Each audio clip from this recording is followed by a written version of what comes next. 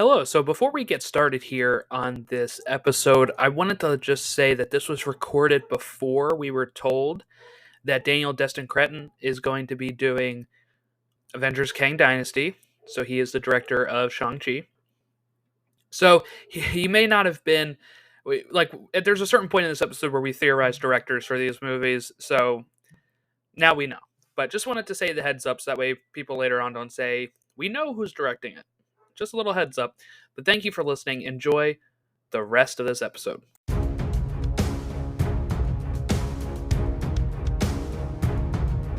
That's my secret, cat. I'm always angry.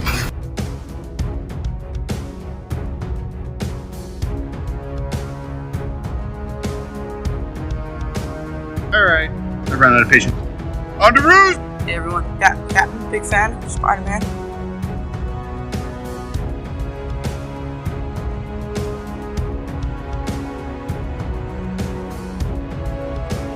Avengers! Assemble.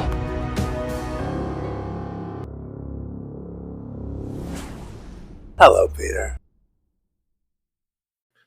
Hello and welcome to the Infinity Saga and beyond. My name is Jordan Wiegand, and with me today is Jack Sewpersaud. How are you today, Jack? Doing good. A little tired still, but that's what happens when you accidentally set the wrong alarm for the morning.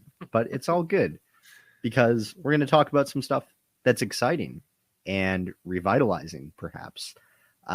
Bringing back all the people who thought Marvel had gone downhill, begging to be let back into the fandom because they left it behind, saying that everything was mid. Not anymore. Those days are over because we're in something called a multiverse saga, which is very cool. Yes, it's our Comic-Con, as you know, because you probably pressed play on this episode with the title, but it's the Comic-Con 2022 Marvel panel breakdown. And we're going to talk animation from Friday. Saturday had all the juicy live action stuff. So there's a lot of stuff to get to with what they revealed during San Diego Comic-Con. More than Deadline thought there would be. If you're Deadline's usually right on a lot of stuff, but they took some big losses this weekend when they said that Henry Cavill would be unveiled again as Superman for the DC universe. And No. Then with this, they said, well, Marvel's saving all their big hitters for D23. So if you don't consider the Avengers big hitters, maybe they're right. Or Black Panther. If you don't consider any of that stuff, legitimately an entire phase of movies. I mean, all of Phase 5, half of Phase 6. I can't wait to see what we get at D23 then. Yeah. But yeah, lots of stuff to talk about. So I guess let's get the animation stuff just out of the way first. They led with I Am Groot. They led with a trailer. 5 episodes, August 10th. Season 2 is already confirmed, so I guess only 5 episodes a season. They're shorts, too, so it's not going to be super long. It's on Earth 314, according to James Gunn, so this has nothing to do with our main MCU 616, which I think is a very interesting distinction, since you think Groot shorts wouldn't really break any canon rules, so I'm really wondering why they felt the need to do that. It's because Groot's going to destroy Earth 314 at the end of the season. And the next season is Earth 315. They've got about 300 Earths to go through until they run out of seasons. 300 seasons. Yeah, exactly. Do you think this is because they're like, well, this is the multiverse saga, so might as well just slap this as a different Earth? They can also technically claim it's canon then as well, right? Like yes, because who knows, right? They don't have to bring him in. They don't have to. Right. They can just be like, yeah, he's canon, but he's there. How he became Baby Groot again in this universe. Like, did the same events play out and then he is just like, there's just slight changes to the 616? Or, because I think they said, is this what they said? Rocket is still voiced by Bradley Cooper in? One of these things, I think they said he is. I But think I so. don't know. But it looks cute. I mean, the animation looks really good. So I'm really excited to see that. We're 2 weeks away, right? Yeah. Yeah.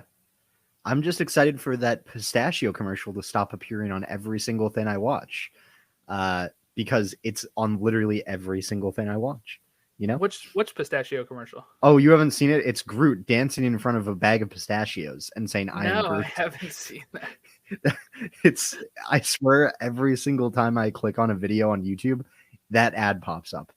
It I'm was gonna have good. to look for it now. It was good the first time, and it just gets old.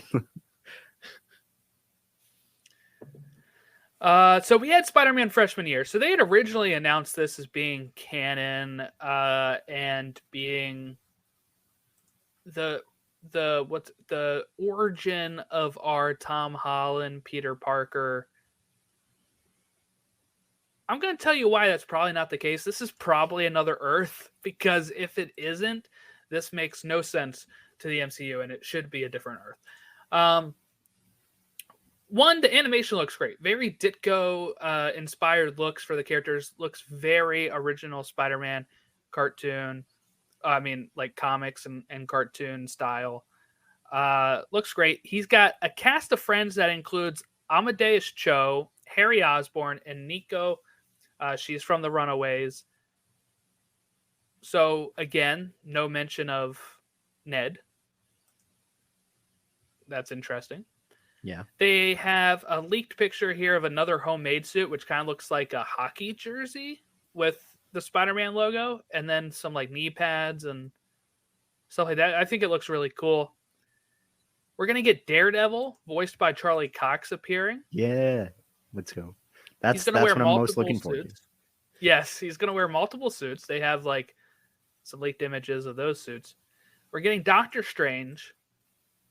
That's another one. There we go. Here's why this doesn't work. We're getting Harry Osborn after being told that Norman couldn't find the Osborns when he came here.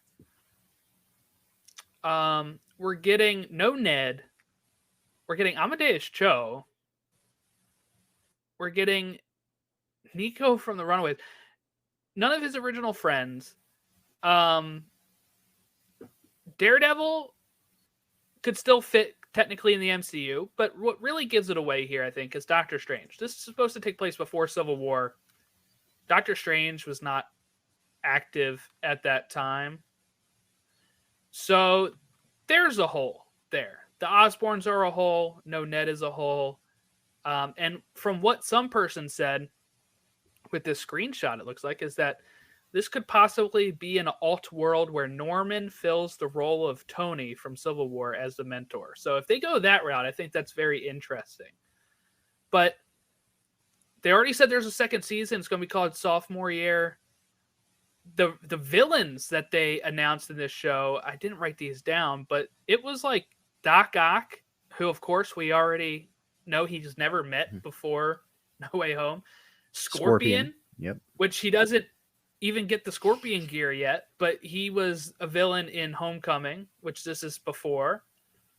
And just some other villains spread out there. So definitely a weird vibe with this. I actually like this better, because if you were to do just a Tom Holland version prequel, he couldn't run into Doc Ock. He couldn't run into Scorpion. Vulture was supposed to be the first supervillain he faced, so he would literally just be beating up thugs and low-level villains. There's not a lot to do there. This at least can kind of stand on its own. You don't have to watch the other Spider-Man movies. You can just say, I'm a Spider-Man fan. I'm going to watch this cartoon and hopefully have a good time. What are your thoughts on maybe the canonicity of of the show, and just your thoughts on some of this concept art? I think it's good. I don't mind it not being like canon to Earth 616 or whatever, or Earth 19999, depending on if you agree with Kevin Feige or Iman Vellani, on what Earth designation it is. But I like the idea of this series. Marvel animation is most of the reason why I got into Marvel, because of the Earth's Mightiest Heroes series on Disney XD. It would have been on at that point in time, and so I'm very much looking forward to this. And also, this is the only way this could become more of a win is if Ant-Man shows up in it, because you've got 2 out of my top 3 favorite superheroes in this already, with Doctor Strange and Daredevil. So if Paul Rudd shows up for like even a second, I'm counting it as the best project of all time. That's automatically. So that's it. So that's all you need to do. Spider-Man freshman year artist, just add in Scott Lang. That's it. And I will promote this as the best Marvel project ever produced. That's all you need. So I'm very excited for it, though. I think it looks good. And of course, too, another hole is that he has all these suits when he only had the Homecoming suit before. So just a whole different thing. But that's going to air in 2024. I think they said fall of 2024. So we got a while. Next up on the list was What If Season 2. That's supposed to be early 2023. They showed a whole episode for the people in attendance. Captain Carter is different from Multiverse of Madness, of course, because they didn't want her to be cut in half. They're supposed to have a Shang-Chi episode. There's also an episode where Odin fought Wenwu from Shang-Chi. Okay. There is, I think, a Hela episode they were working on as well. I'm not sure what that thing would be. We're, of course, getting, they said, the Tony on Sakaar episode that was cut from season 1. And they already confirmed season 3. The episode they got in season 2 when they were at the at Comic-Con, they got kind of the Winter Soldier-esque one for Captain Carter. Okay. See, what I need them to do is I want them to adapt my favorite What If comic, which is What If the World Knew Daredevil Was Blind. I love that one because it shows Electro figuring out Daredevil was blind by asking him what color his suit is. And It's hilarious. I want to see that. I think it, especially since there's so much more Daredevil stuff coming out.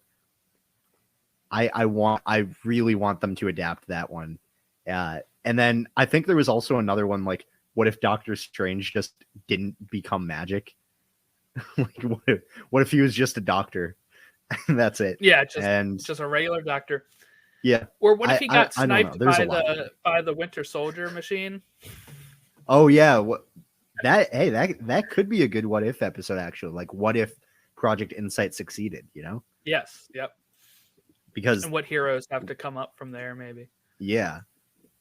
There's a lot. I honestly would be fine if this just continues for like as many seasons as they want it to, because it theoretically could go on forever. Like, as more Marvel movies come out, it will be legitimately impossible to run out of content for it. Even with what's already out, it's impossible. I mean, if you just look at all the permutations you can make. But yeah, as you add in more, it's interesting. They said this season would have more Phase 4 stuff. I assume season 3 is going to have Phase 4 and Phase 5 stuff. So just a lot of options. The spinoff, Marvel Zombies. Now, I don't think we were the biggest fans of this episode. I was fine. I liked it quite a bit. You were fine with it? It was all right for me. But so they're making a spinoff of it. It's continuing in the world from What If Zombies. And it has Phase 4 heroes as our heroes against the zombies. So Shang-Chi, Red Guardian, Kate Bishop, Yelena, Jimmy Woo, Kamala Khan, Katie from Shang-Chi. And it comes out in 2024. It's going to be rated TVMA, is what they announced at the conference. So they're going to lean into the gore and stuff, they said, which I think is interesting because the comics certainly did. The show didn't. And I think maybe the show could be better than the episode that we got because it's going to be able to do more long-form storytelling. They really tried to fit so much of zombies into that one episode, and at times felt a little uneven. I like that we're getting some of these Phase 4 heroes after some of our heroes had fallen during that episode. So I like that it's the same world and that we can kind of just pick up where we left off and continue going. Okay, but also the villains in this. I'm excited for the villains because they look good. Because we have, of course, Wanda continuing to be a villain after Multiverse of Madness. We have Hawkeye, so that's going to be interesting between Clint and Kate. We've got Abomination, who, I mean, I don't know, already looks kind of zombie-like before even the zombification. Captain Marvel, which I think fits well with Miss Marvel being one of the survivors. And we also know for a fact that this is a continuation because the top half of Captain America. Yes. Just the top half. And also there was some concept art of Zombie Icarus, which... Oh, yes. Yeah.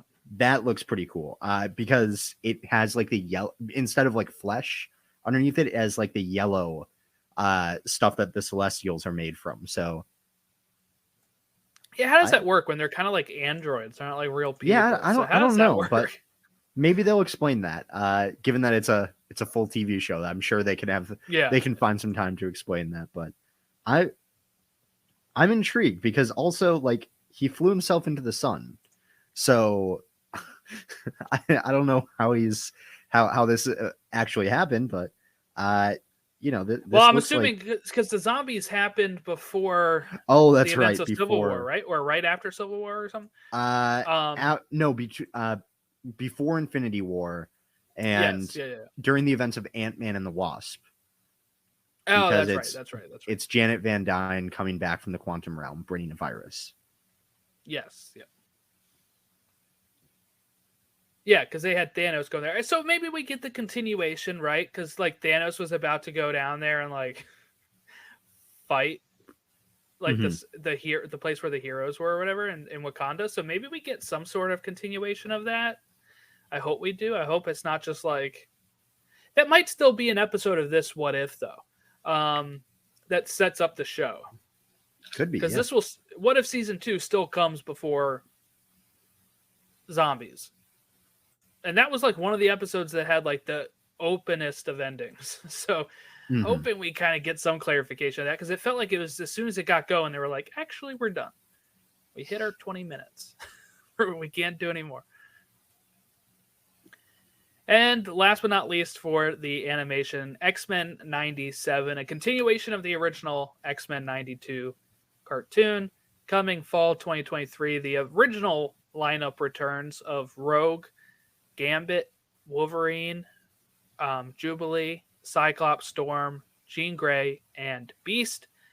Magneto is leading the X-Men. Charles Xavier is off planet at the end of the X-Men cartoon. So Magneto, I guess, is filling that role where they told us we're going to get mutants like Cable, Bishop, Forge, Morph, Seb Shaw, Emma Frost, Calypso, Val Cooper, and Mr. Sinister, who's going to be the main villain, I guess, of season 1. Nightcrawler is going to be in there. Season 2 is already confirmed, and they have already done this, by the way. They fixed the order of the Disney Plus order of episodes.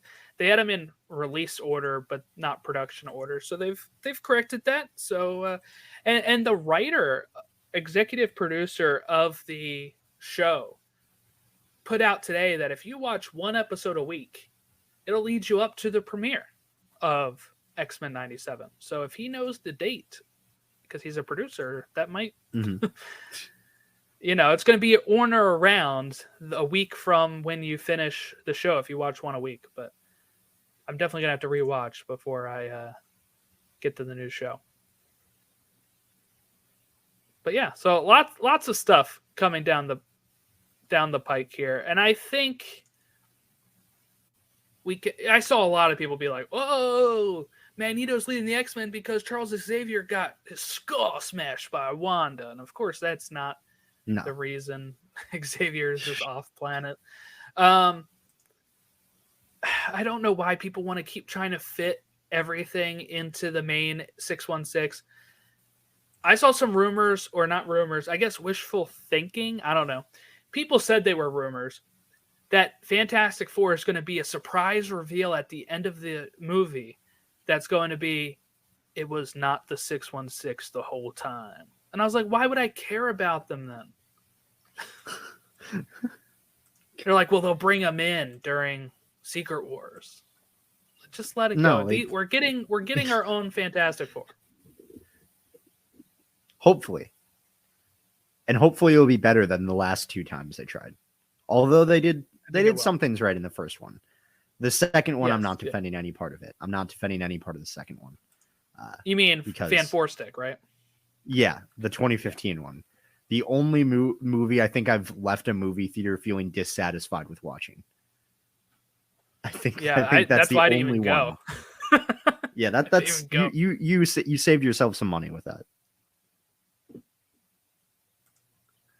I was like, there's no way look, people can complain about the John Krasinski suit. They didn't even have the 4 on the ones from Fan 4 Stick. Like, come on. Yeah, I know it's popular to criticize Marvel MCU outfits right now for being what they call overcomplicated, but the suit looked good, and it looked better than anything from 2015. Yeah, and also, God, I really hope they change the design of the thing. I never again do I want to see the 2015 version. Never again. I thought they did very well with Ben Grimm from the 2005. Michael Chiklis's Ben Grimm was good. That was like a little goofy, but prosthetic, yeah. And maybe some CG, but I don't want it. It's probably going to be fully CG like Hulk, but I think they could do it without it. Yeah. It looked a little goofy in the 2005 one, but I feel like that's also kind of part of it. Like, he looks kind of goofy in the he looks kind of goofy in the comics too, like just a little bit, right? Like, because he's not supposed to look entirely human, so yeah, of course he's not going to look right. He's the thing. Yeah. So, but that's off track now. That we're getting off track talking about Michael Chiklis here. So. Yes. Well, you know, it's always a good day when we can talk Michael Chiklis. All right, that's the animation news. So I thought it was a really good panel on Friday. I was following along with it. I thought it looks great. But we're going to move on now to the main event, the Saturday evening Marvel Studios panel. We're not going in the order that they announced stuff. We're going in order of phases when we talk about this. So Phase 4 has 2 more events, right? We have She-Hulk, Attorney at Law. And we have Black Panther, Wakanda Forever. That is when they officially said that is going to end Phase 4. Well, She-Hulk Attorney at Law had a new trailer. We got to see Daredevil and Wong in it. So the looks WCU fantastic. Still looking pretty good. Yeah, Wong exactly. Cinematic Universe. That trailer looks fantastic, and it's convincing me that it's going to be the best Disney Plus show. I think it's going to be. Because it feels like they picked the humorous tone, which is perfect for She-Hulk, and it looks like they're buying fully into it with the fourth wall breaks, and also yellow suit Daredevil. That's I like it. I like it a lot. I really I think they darken it when they're doing the zoom up. It looks black, but if you see when he jumps in and you pause it when he's in the spotlight, it's yellow and red. It's yellow and red. I'm so excited for it. I know not everyone likes it, but I love the yellow suit because I think it looks like that old school, like goofier Marvel superhero out like a costume, like Iron Man's original one looks. Oh yeah. Like looks goofy. I love it. I love how it looks. And I'm very excited for it. And I don't know. Who knows? Maybe we'll get Doctor Strange in this one too. Maybe he'll show up a little bit. If he does, it's the best show. I doubt it. I doubt he does. But Juan is still good. We do get Wong. Yes, he's like the Nick Fury of this phase. It feels like he is think it's everywhere. But I think the show looks good. Look, I'll be a little apprehensive about the fourth wall break. She does it in the comics and stuff, but I just wonder how that'll go. But I think everything else looks good. The CG looked better than the last trailer. I think they've made some improvements there. Mm-hmm. I just worry from what I've heard rumor wise is that episode 8, the second to last episode or whatever, is, or 10 or 9, whatever one's the second to last, I've heard is the flashback episode of how she became She-Hulk. That she starts off as She-Hulk already, and we get that again. And I kind of want them to start breaking away from that. And I think they will when we talk about another show that's coming up here. But I think they can kind of break free from that at some point. Because I would have liked to actually see it like... I know they at points want to just kind of jump right into the action. Because they got a lot of shtick for doing too many origins. But I think this would have been a good reason for it. But I think how they're going to wave it away, Jack, is that I think she becomes She-Hulk during the blip. Because we have Hulk as Professor Hulk. Mm-hmm. His arm is okay. We've seen his arm be scarred. In Shang-Chi, we see him back as Bruce, still with the sling. So he can either start shifting between Bruce and Professor Hulk, and his arm is healed, or this takes place in that flashback as Hulk. He is, not, he hasn't had to do the snap yet, and she has all of this stuff happen to her during the blip, and then she stayed a lawyer. She's already She-Hulk and famous at the end, at the beginning of the show, which means that maybe after that 5-year gap, she's made a name for herself. I don't know. That's where I'm kind of coming from this, because I don't think that they'll just have him be able to go between himself and Professor Hulk, because Professor Hulk's supposed to be the mix of them. So how does he get back to Bruce? We'll have to find that out, but I don't think Professor Hulk sticks around after that. Yeah, I mean, I think it will be interesting whatever they choose to do. If it is like during the blip, I know that will be interesting to some people, because I've heard a lot of people want shows that explore some things that happen during the blip, right? They want some of that. So that could be a way to start giving some of that, you get a little of that inferred through other projects, but that I think it would be kind of cool if they did it like that. Also, I mean, the other possibility is, this takes place that they are going to say he just shifts between them. Like, who knows? Yeah. Maybe that does happen. Like it was part of his journey to be able to switch between them, and that's fine too. But I think the blip one is probably more likely,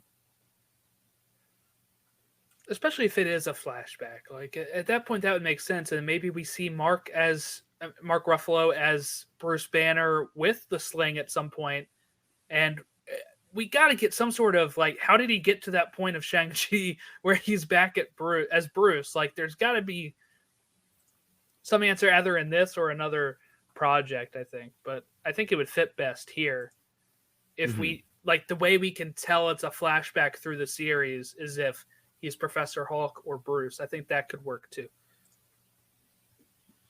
Black Panther Wakanda Forever. Ending phase 4, it includes introducing Namor, who is a mutant, by the way. So we got our first mutant of Kamala Khan. Oh, yeah. And we got Namor as our second mutant.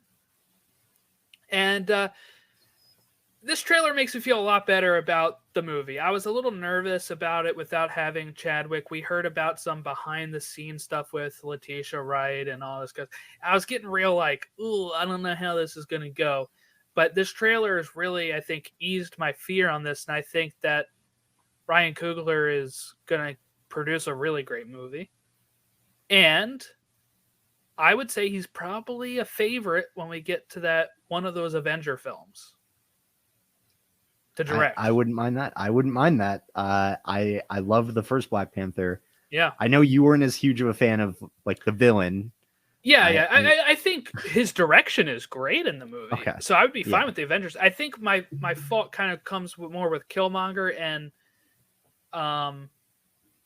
the message of that, I guess. But yeah, I think everything else in that movie is really great. He's really good at world building of Wakanda, and the CG looked mostly good until that final battle with the train thing. I still don't think it looks that bad. Because it's tough to make things that don't exist in real life look realistic. So that I'm willing to give stuff like that a bit of a pass. The suit looks good every other time. I mean, it's really, I don't think the train part looked fine. It was like when they both have like their highlighted color from the suit, mm-hmm. and they're like facing each other. That's where they kind of looked a little more like you could tell it was CGI. And of course, I can tell when other things are CGI, but I'll be like, oh, that looks really good CGI.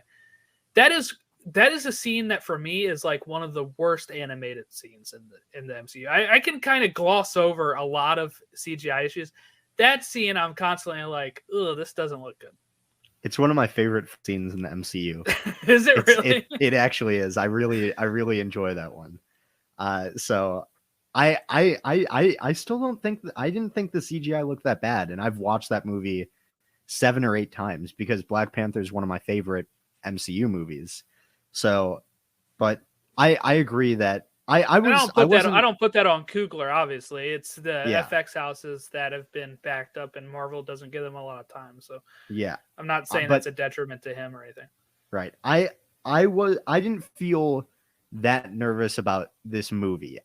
Because I knew from everything that I had heard about this that they were going to honor Chadwick Boseman's legacy, and just from hearing the interviews and everything that was said at Comic-Con, that sounds completely backed up.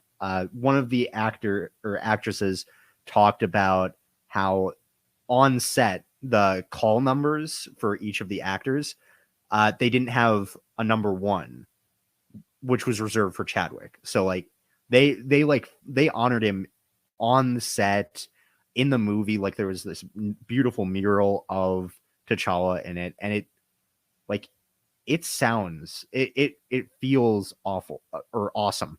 Ooh. It made me cry awfully a lot.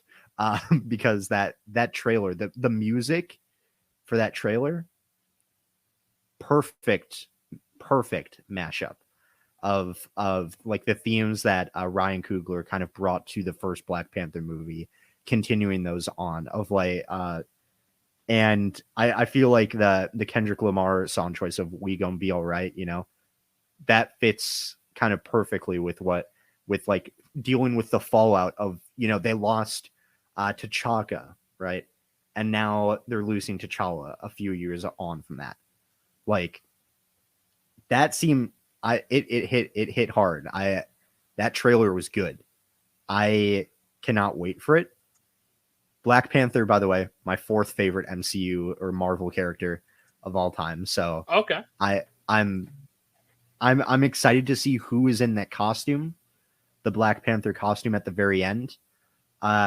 Also, Namor is kind of cool as well because one of the oldest Marvel comic characters from like the 40s, 30s. Yeah, for actually 1939 was his first appearance before Aquaman. Interestingly enough, yeah, October 1st. Yep, Yes. I mean, Marvel Comics #1, October 1939. So it is literally in the first issue of exactly Marvel Comics, along with I believe the first Human Torch. I think those were the robot, the first 2. Yeah, the Android yes, one. Yeah.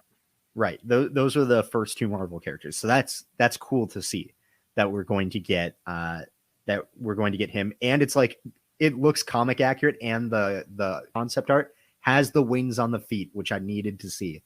I wanted to see the wings on the feet because to me that almost confirms that he's a mutant, because the reason he can fly is because of the X gene. Like that Right. That's his mutation, right? So it because he's also half Atlantean. And I like how they mix like the Mesoamerican cultural elements with the character, and I'm interested to see how they sort of handle that. But yeah, I'm super excited for it, but I also hope they don't make Namor like an outright villain, because he's not an outright villain, right? He's Depends. It depends, but his kind of thing is more, if you are threatening the water and the earth, right? You're an enemy. But if you're just like, out there, he's not just going to be like an outright villain and just go and attack people, right? And usually if he does, he's being manipulated by someone else, which brings us to the potential rumor and concept art. Supposedly, very famous Marvel villain might be in the post-credits scene of this movie, which is Jordan. Who might that be? Turn it off now if you don't want to hear this. But yeah, I'm giving a chance. The rumor is Doctor Doom would be in like a post-credit scene or something like that. Some concept art has supposedly leaked. What I've heard is that it would be a stand-in. They don't know who's cast as him yet. It would just be a guy in a mask right now, which is perfect if that's the case. But yeah, to go back to Namor real quick, if you read the Ultimate Fantastic Four comics, he does some really shady, borderline things, and harassing some Susan Storm is one thing he likes to do as well. It'll be interesting to see how they do them in here. And also what I've heard is that they're not going to call it Atlantis. They're trying to stay away from any Aquaman confusion. They don't want to be called as copying him, even though, like you pointed out, he was technically around before that. People will say, Aquaman was a big movie in 2018. They'll be like, oh, they're copying Aquaman. That's just how people think if they don't do their research, or if they get the research from Facebook. So that is typically how they would go. So they're going to try to lean away from that. And I think leaning into that Central American, history of like the Aztec type stuff is how they can do that and make it really stand apart from anything. But look, if the rumor's true and Doom is the end credit scene of phase 4, like I feel like that's fitting, knowing where we're going in phase 5 and 6. But this movie, I think that this has the potential to be my favorite movie in phase 4. Currently it's Multiverse of Madness. Currently that's my favorite movie in phase 4. This has the potential to beat that, because the shots that were in the trailer, like, I know people have talked about the new Avatar trailer being like beautiful and all that. I still don't care about Avatar. I can't. I just can't get behind it. But that trailer looked beautiful. There's a bunch of really, really nice shots throughout it, and I can't wait to see what this movie looks like, because Ryan Coogler, like you said, the world building is absolutely incredible. He produces he puts some thoughtful themes into the movies as well. I love that, and I really cannot wait to see what they are doing with this, because I know you're not alone in that sentiment of of originally being worried about this movie, because a lot of people were. I had a conversation with a bunch of my friends over text, like literally 2 weeks ago, talking about how would they even handle this, right? And from what I can tell, and just the tone that trailer took, it sounds like they're handling it very well, and they're going to treat the topic with respect. And I feel like it doesn't necessarily make me feel better about the movie, because like I already felt fine about it, but it makes me feel like not recasting T'Challa was the right choice in how they're moving forward. Like it lends credibility to that idea, I think, which, I know a lot of people were like, I don't know, maybe like they've recasted it roles before, you could do it again. But this trailer makes me feel like they didn't want to recast, because Ryan Coogler had a vision and he's executed it well. So, and they were all very close with Chadwick. I mean, Yeah. it's like if somebody died at your work and you're like, all right, just hire someone right now. Yeah. Without Yeah, even exactly. letting it sit. Like, you're like, just hire somebody right now. We got to get this done. We're falling behind. We're understaffed. I know corporations do that. But what I'm saying is, it's like if you're one of the people in the trenches with them and be like, let's do that right now. Yeah, let's just carry them off and put somebody else there. You know, they have a relationship with them that they said, like you said, there was no number one on the call sheet. That was reserved for Chadwick Boseman. And look, I was never one of those that were like, they should have recast. I immediately thought, this is how you do it. You have Shuri, you have M'Baku, you have options here. So I'm fine with that. I think that was fine the whole time. I'm always going to wonder, of course, how awesome would it have been if we saw Chadwick go up against Namor? Unfortunately, we're never going to see that. Mm-hmm. But I think there will be a much bigger feeling and emotional payoff when they do, like you said, the mural, right? They're going to probably show a funeral procession or something, right? That's what the beginning looks like, right? That's what it like looks with like, everyone right. dressed in white. Yeah. And that's probably where Angela Bassett's character is talking. It's probably some sort of eulogy. So for me, I think that's going to have a much bigger emotional payoff than if they did something like they did with Rhodey, where it's like, it's me, I'm here, handle it, deal with it. Yeah. Like, that would not be how I'd want it done anyway. But also then everybody would be judging it off of Chadwick Boseman. At least we already know how Shuri is. We already know how M'Baku is. That we can just put those characters behind the Black Panther mask and be like, all right, they're still the same character. They're not replacing Chadwick. I think they just picked up his mantle.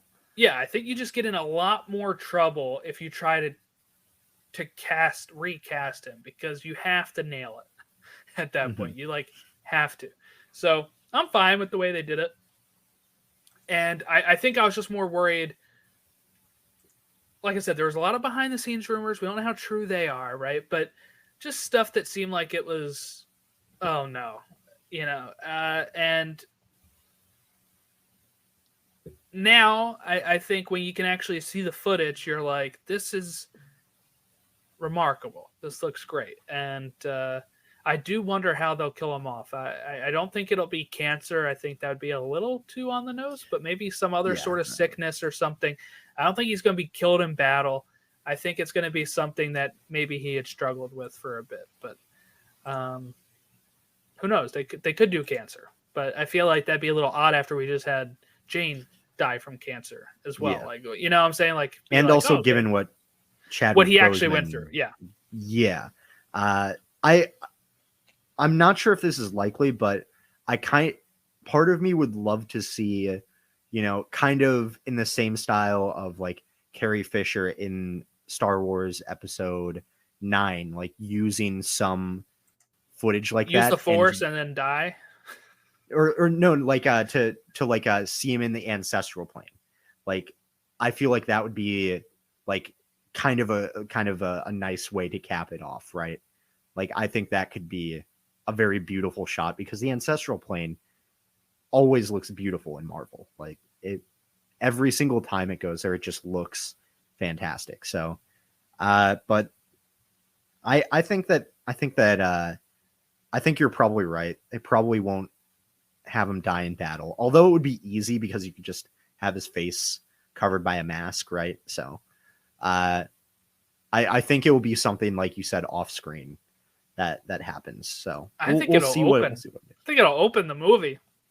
Yeah, I wouldn't be shocked if it does. But the funeral, I think that could just open it, and you're like, this is what we're dealing with. This is where we're at. Boom. Yeah, I am curious, like what it's going to be though, because like a disease seems like impractical, right? Because what they like completely like saved Everett Ross's life, well, like after he broke his spine or whatever, right? Like with the medical advancements Wakanda has, it just seems it could be cancer.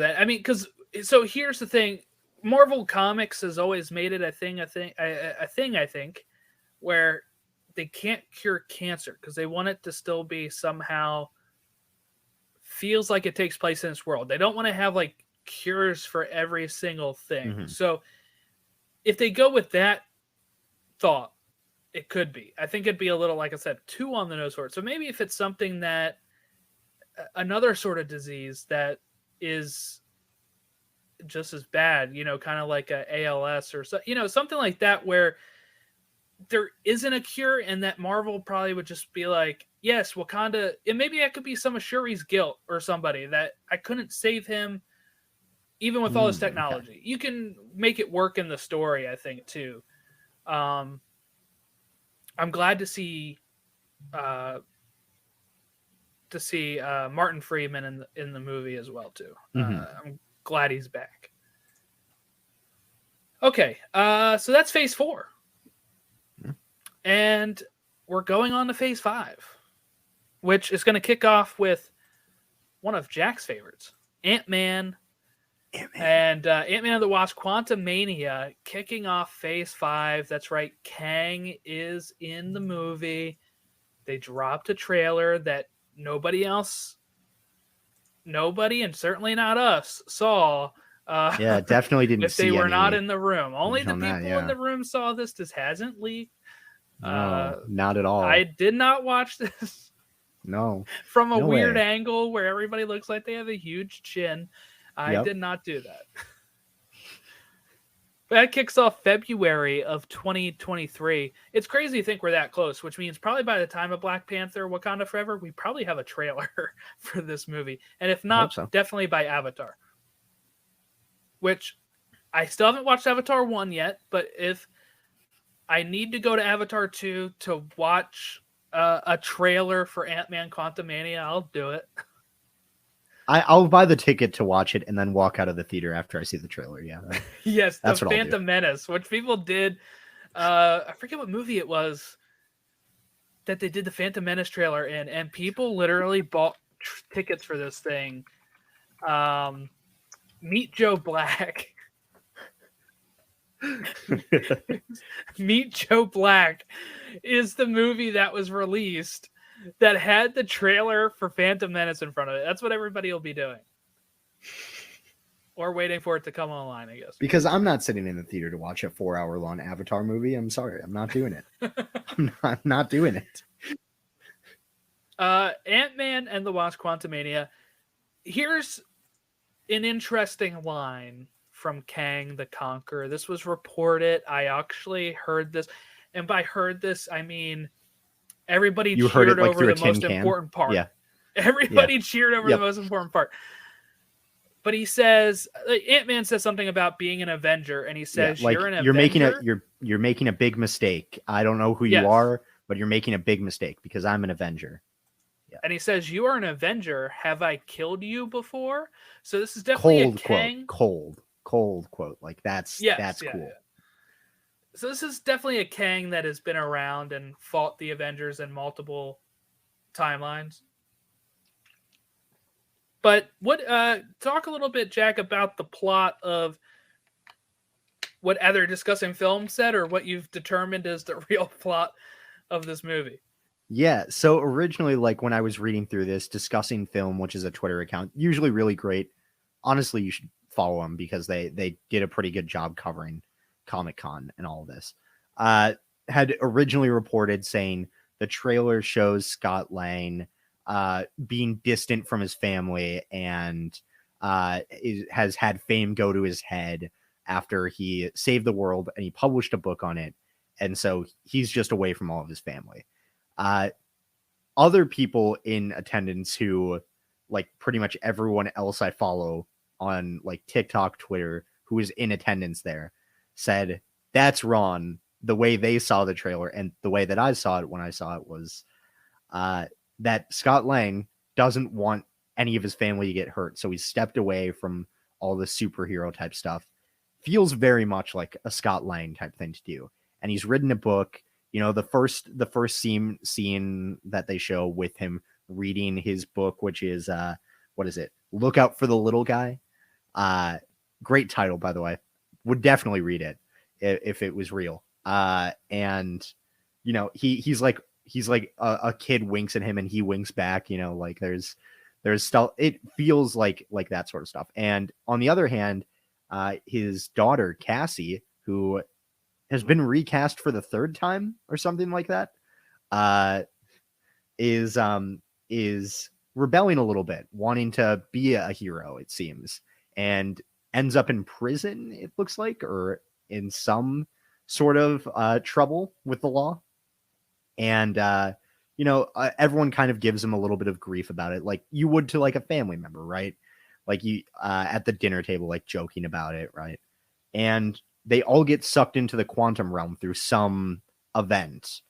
And who is it that they confirmed? Isn't it Bill Murray? Is it that they said is in this now? So they meet him in the quantum realm and they see Kane in there, and it seems like a very interesting sort of plot. I'm excited. Also, the poster shows Cassie Lang as Stinger, so that's pretty cool to see. I'm excited for this, but I'm also worried for this movie because I feel like I might have to mentally prepare for the fact that Scott Lang could die, and I don't like that idea.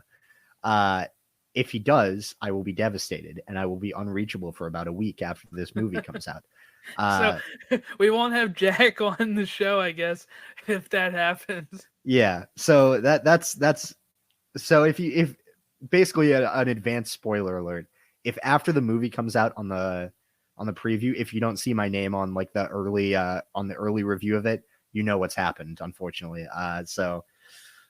But I'm looking forward to this movie still because it sounds really good. I love Ant-Man, and I like how like I don't know, it feels like a Scott Lang sort of thing, like this idea of being a hero, like going out and like writing a book on it and all that sort of stuff. It feels like something he would do. It really does. But yeah, I'm excited for this. I think it'll be good. And also, MODOK apparently is in this, and apparently is Yellow Jacket. Yellow Jacket has become MODOK somehow. Yes, after getting stuck in the quantum realm from the first movie when he kept shrinking down. Which seems a little weird because Janet was stuck in the quantum realm for what, 30 years? But then someone pointed out time in the quantum realm is wild and weird.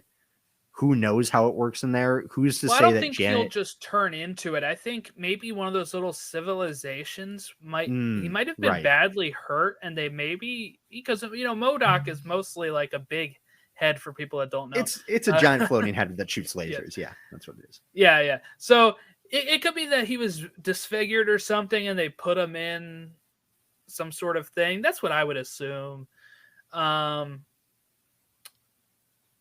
But yeah, I'm very interested in that. So Corey Stoll is supposed to play MODOK. I'm not sure if they could tell that in the trailer, but that's been a rumor going around for a bit.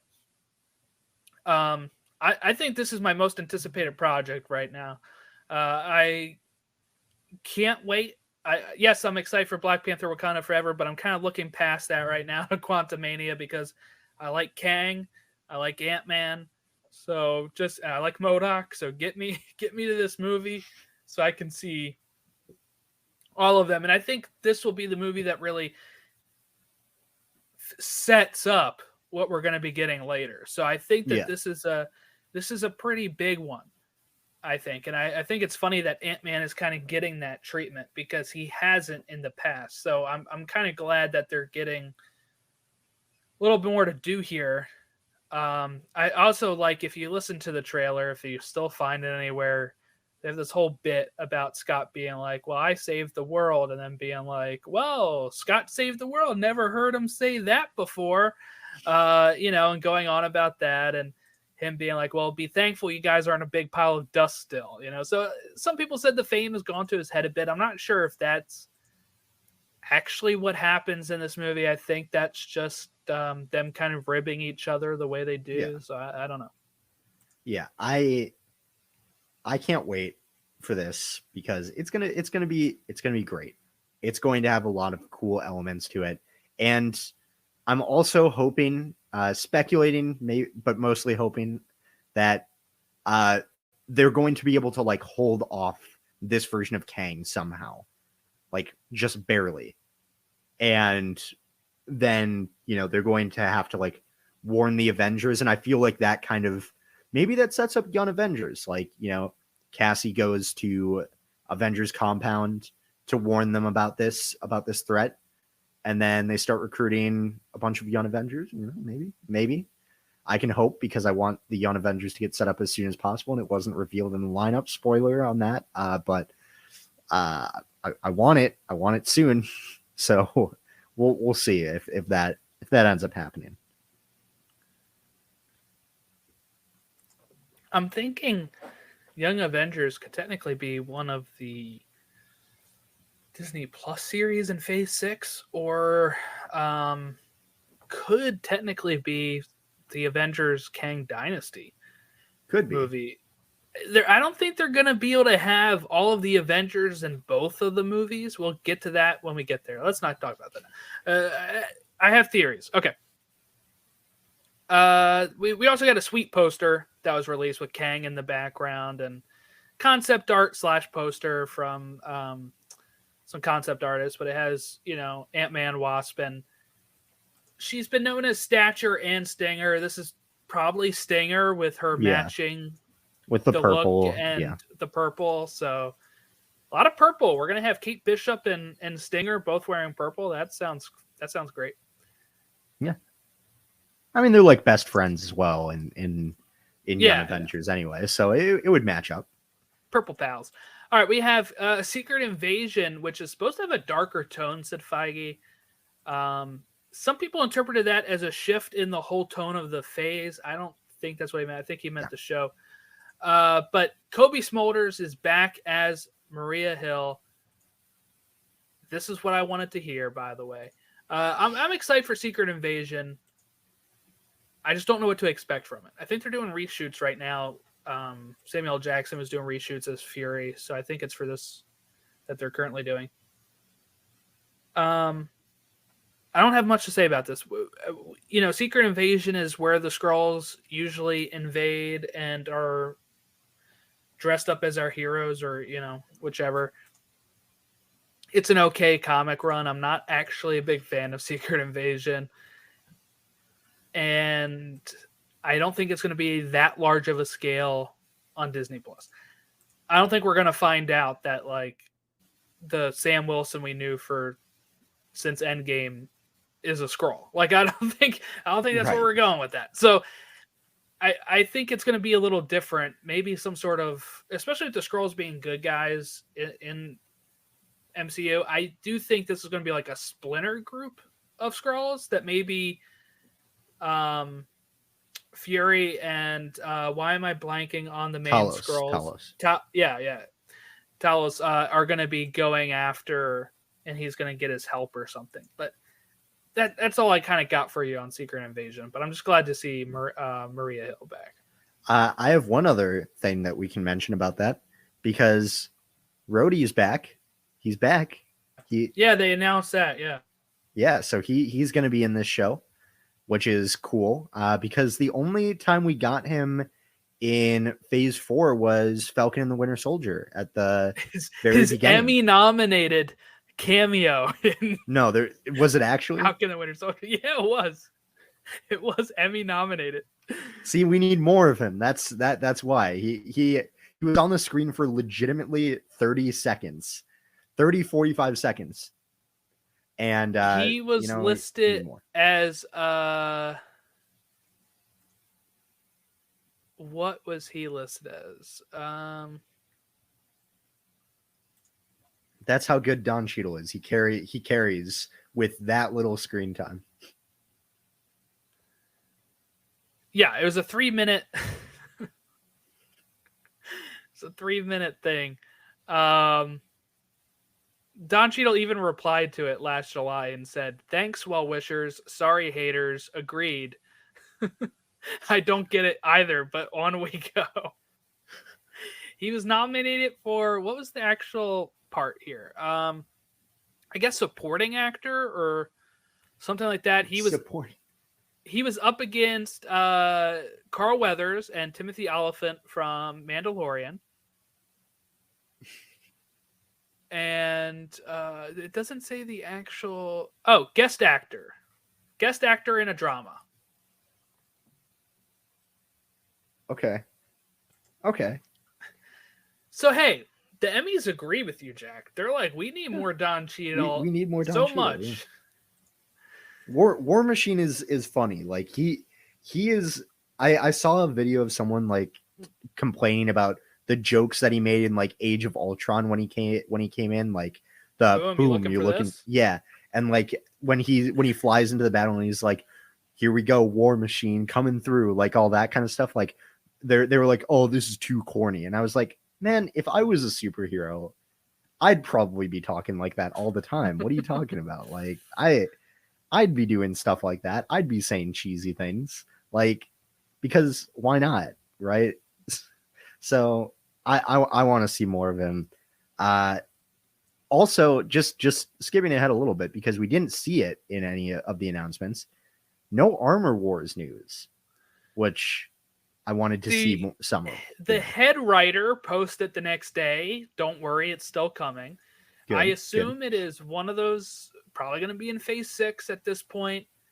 That is a Don Cheadle storyline, right? Rhodey is supposed to be the lead, but I'm not sure if they're just not able to crack the story right now, or if something happened that got it pushed back. Maybe Don Cheadle is busy because he might have had to start filming at a certain time. I don't know, but it's still coming supposedly, and I believe that because this is not Lucasfilm. Lucasfilm will announce 30 projects and be like, we got one of them done, guys. That's like, true. Where is Rian Johnson's trilogy? Where is Taika's movie? Where is Lando? The only phase 3 movie that was announced in like 2014 or 15 that didn't come to fruition was The Inhumans. And that was because Feige was like, get that out of here. Get these generic brand X-Men out of here right now. Like that. And I agree with him. You know what? I agree with Kevin. I stand with that. I'm fine with it. But yeah, it will happen soon. But I was just hoping to get something for it, right? Because I felt like it would have fit perfectly after No Way Home, right? Like, because it sets up that sort of thread of all this Stark tech being out there, right? So, hey, do you think who's getting the Stark tech? Is it going to be Doctor Doom? Could this all tie into what he's doing here? I saw a rumor that it's the Punisher, that it's John Bernthal's Punisher that's getting it. What's he going to do with it? I don't know. Kill more bad guys? Yeah, that's with that's his one drones. Of the rumors that he's like, it was too personal just shooting them. I just got to get the drones. I can get more people that way. Yeah, get more work done. Put my feet up.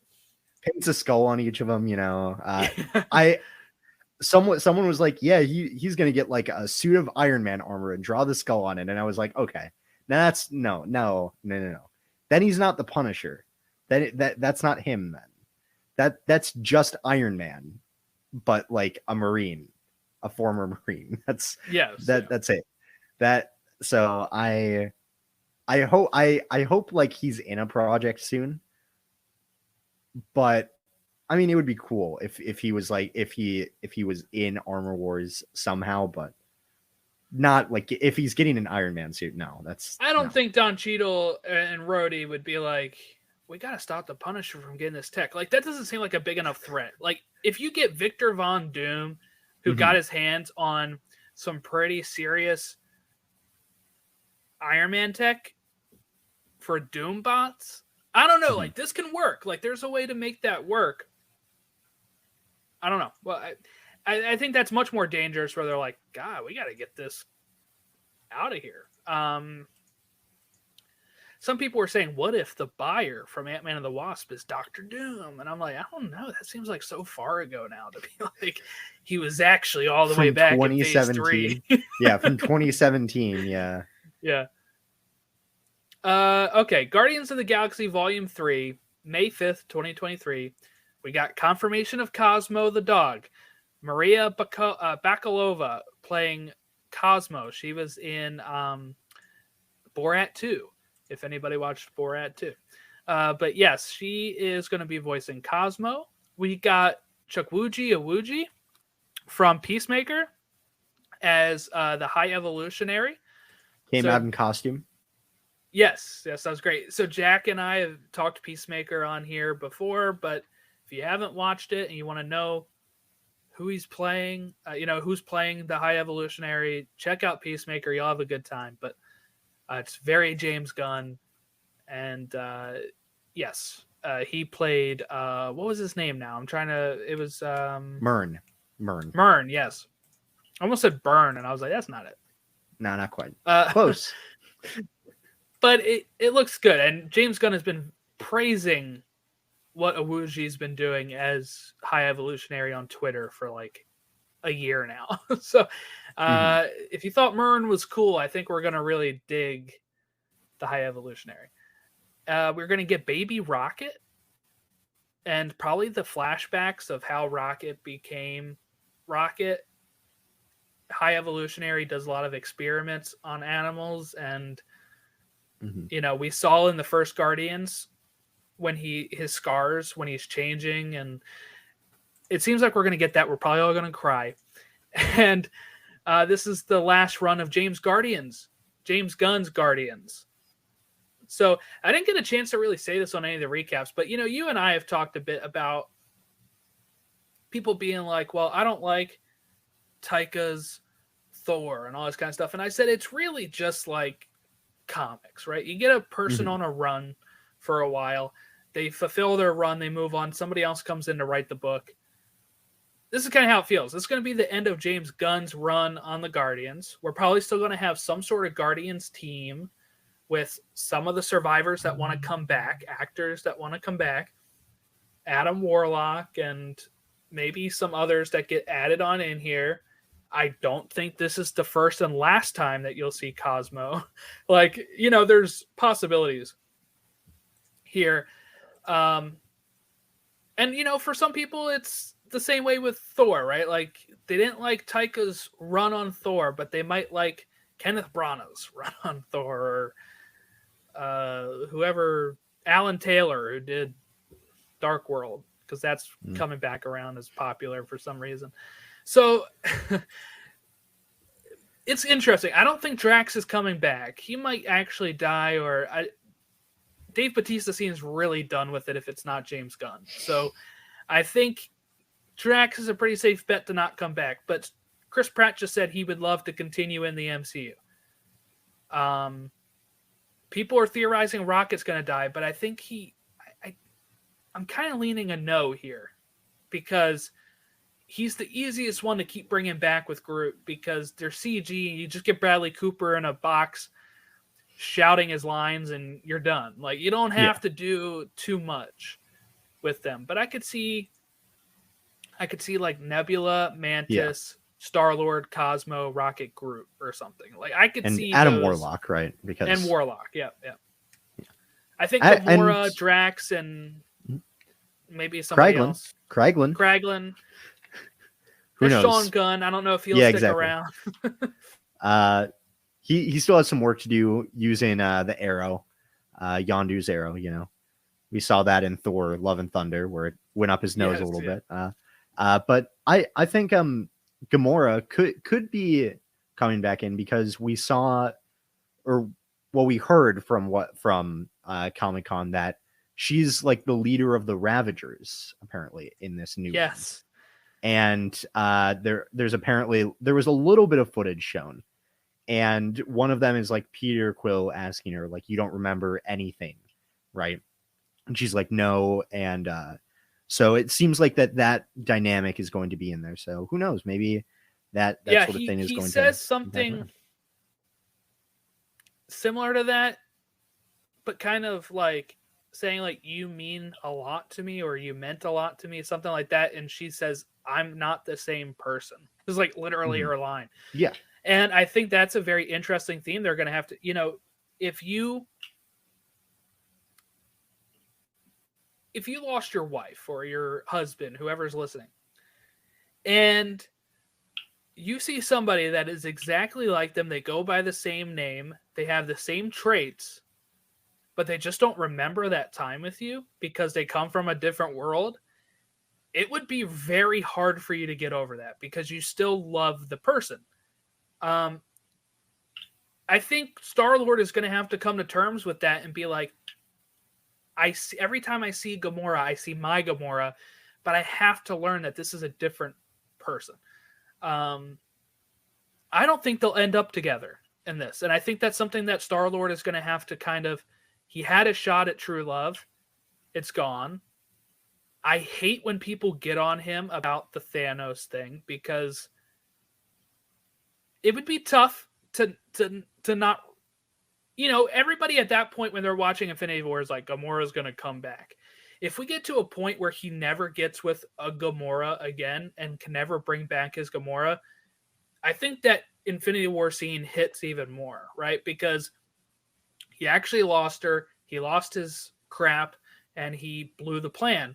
What we also know is from Doctor Strange is that that's the only way that had to happen anyway. So kind of, I had this debate with a friend of mine, and he's like, well, there's infinite versions, so there definitely wasn't only one way. But from the one way Strange saw, this was the way it had to go. So I still see people give crap to Star-Lord on how that happened. And look, yes, they were almost done with their plan, but we don't actually know if that would have worked. We have no clue if that would have worked. And from what Doctor Strange showed us, that would not have worked, possibly. So, I don't know. I think that what he's going to have to come to terms with if he survives this movie is he had a shot at love. Maybe he'll get that shot again, but that he can't replace her with just another Gamora from another universe.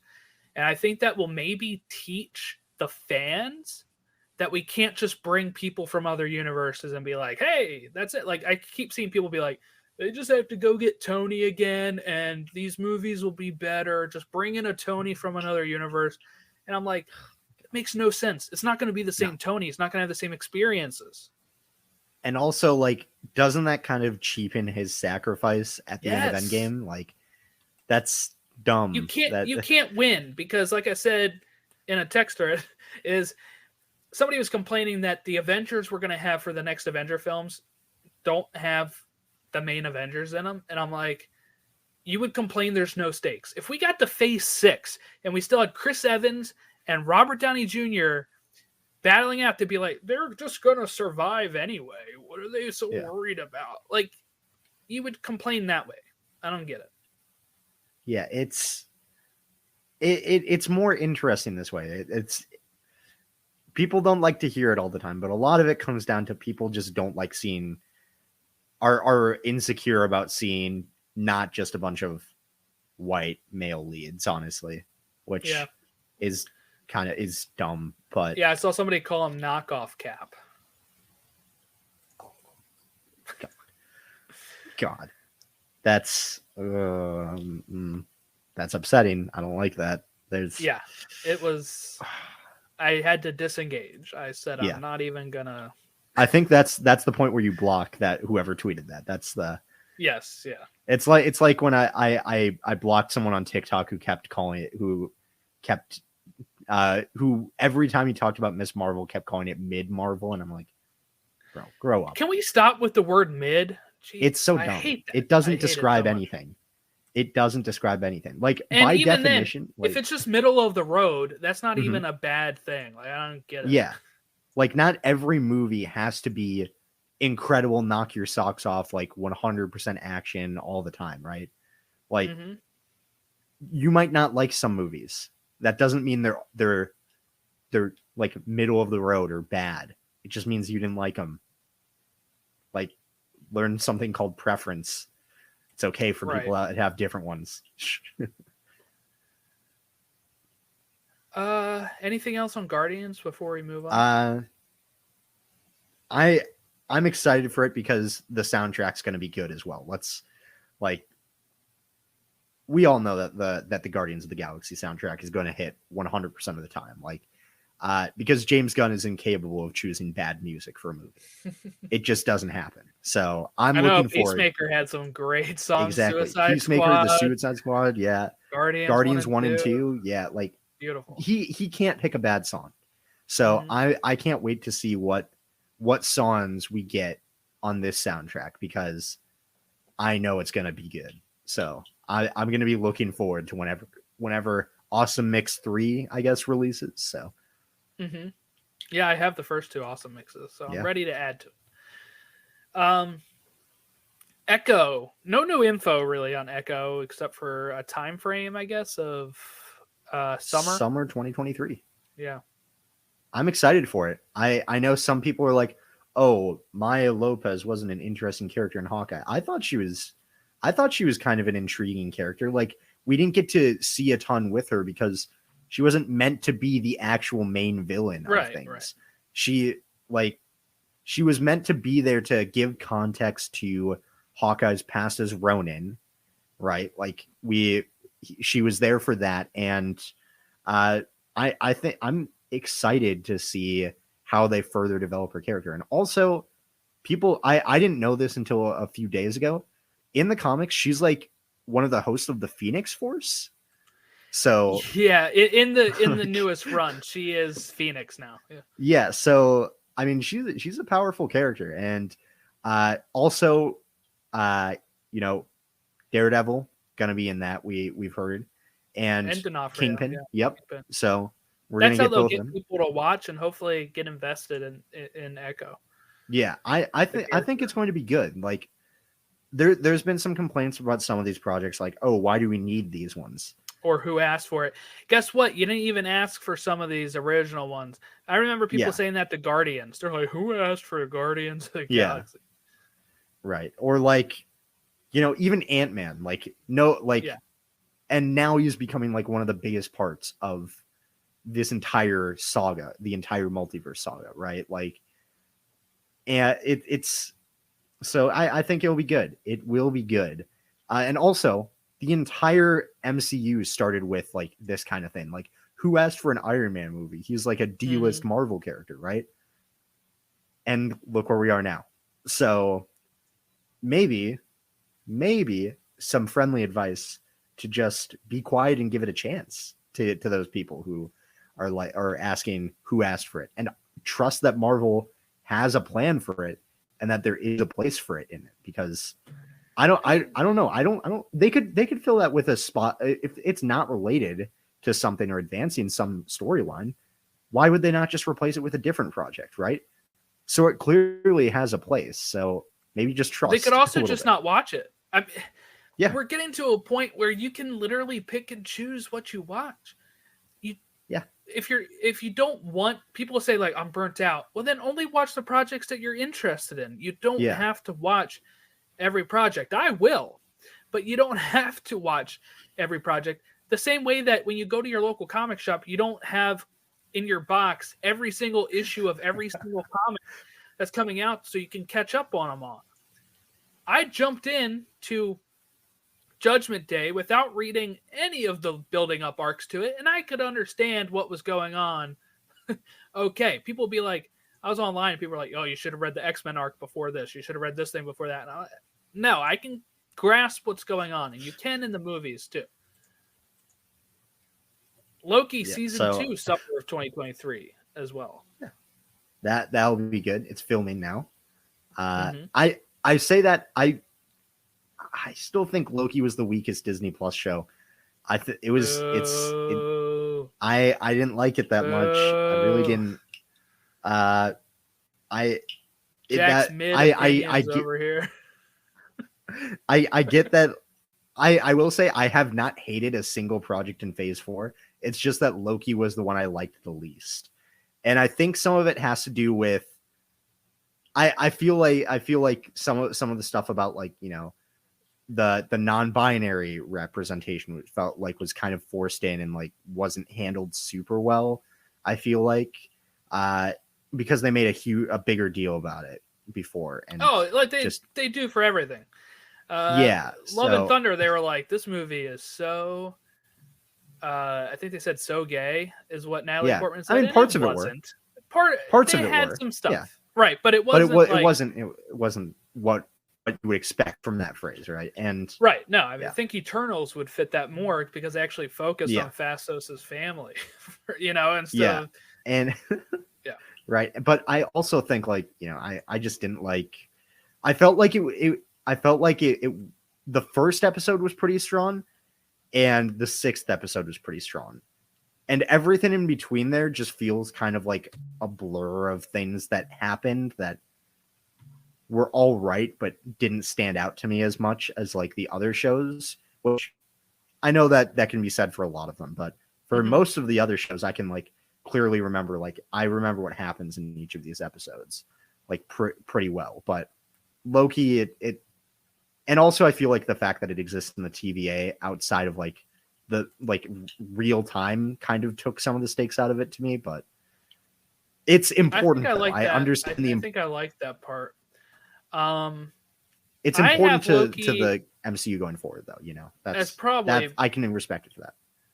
my top 2 or so show on there.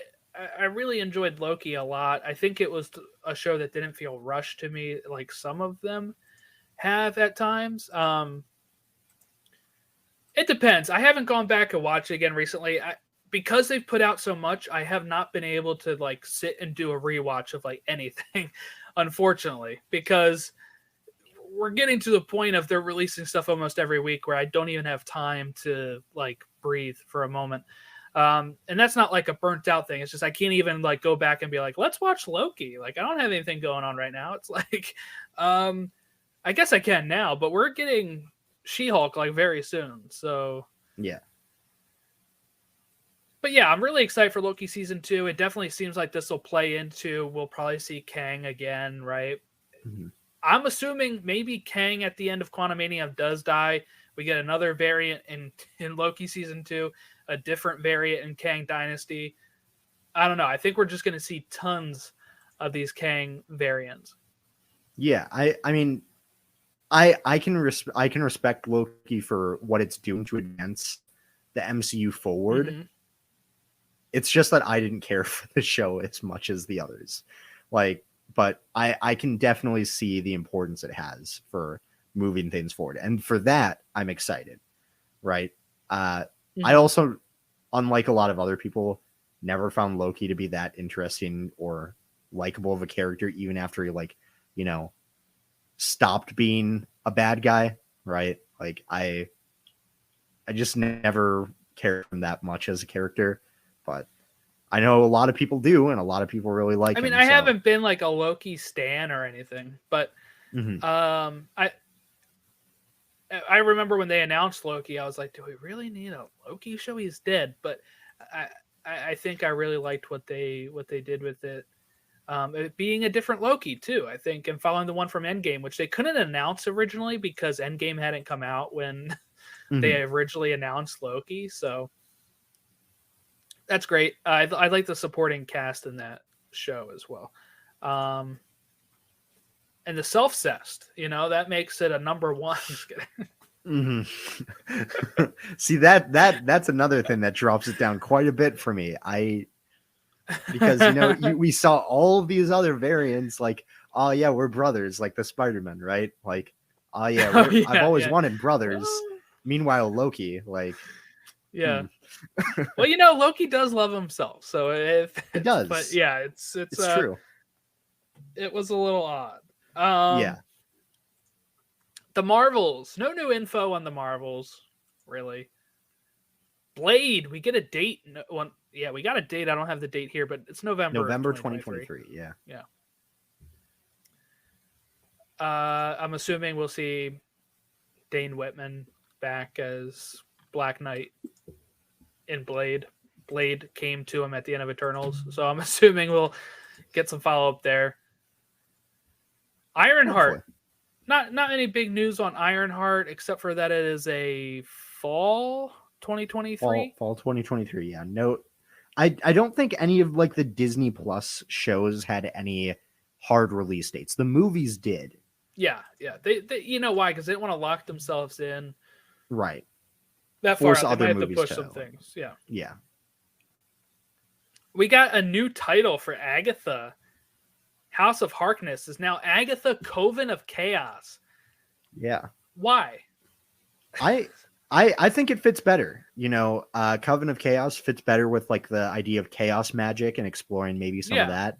So I also I think I see the way now that it works out because Wanda destroys the Darkhold at the end of Multiverse of Madness, probably freeing Agatha from whatever curse she has. Could do. Yeah. Right. So or maybe who knows? Wanda's Maybe death.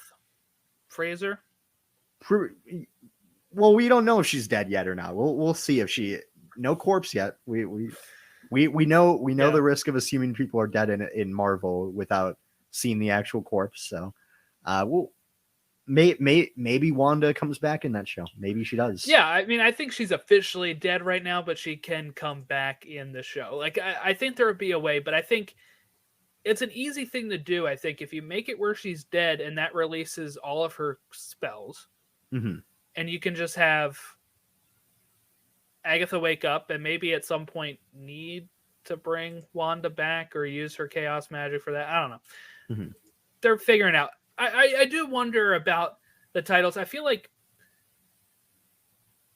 I don't know if they announced it without having an actual big broad plan, and then when they start writing it, they're like, "Oh, this title fits better." Or if something else happens, why they didn't just say, "Hey, we're doing an Agatha show," and then when they get closer, be like, "It's Agatha Coven of Chaos." Like, it seems weird to be like, "It's House of Harkness," which I think sounds fun.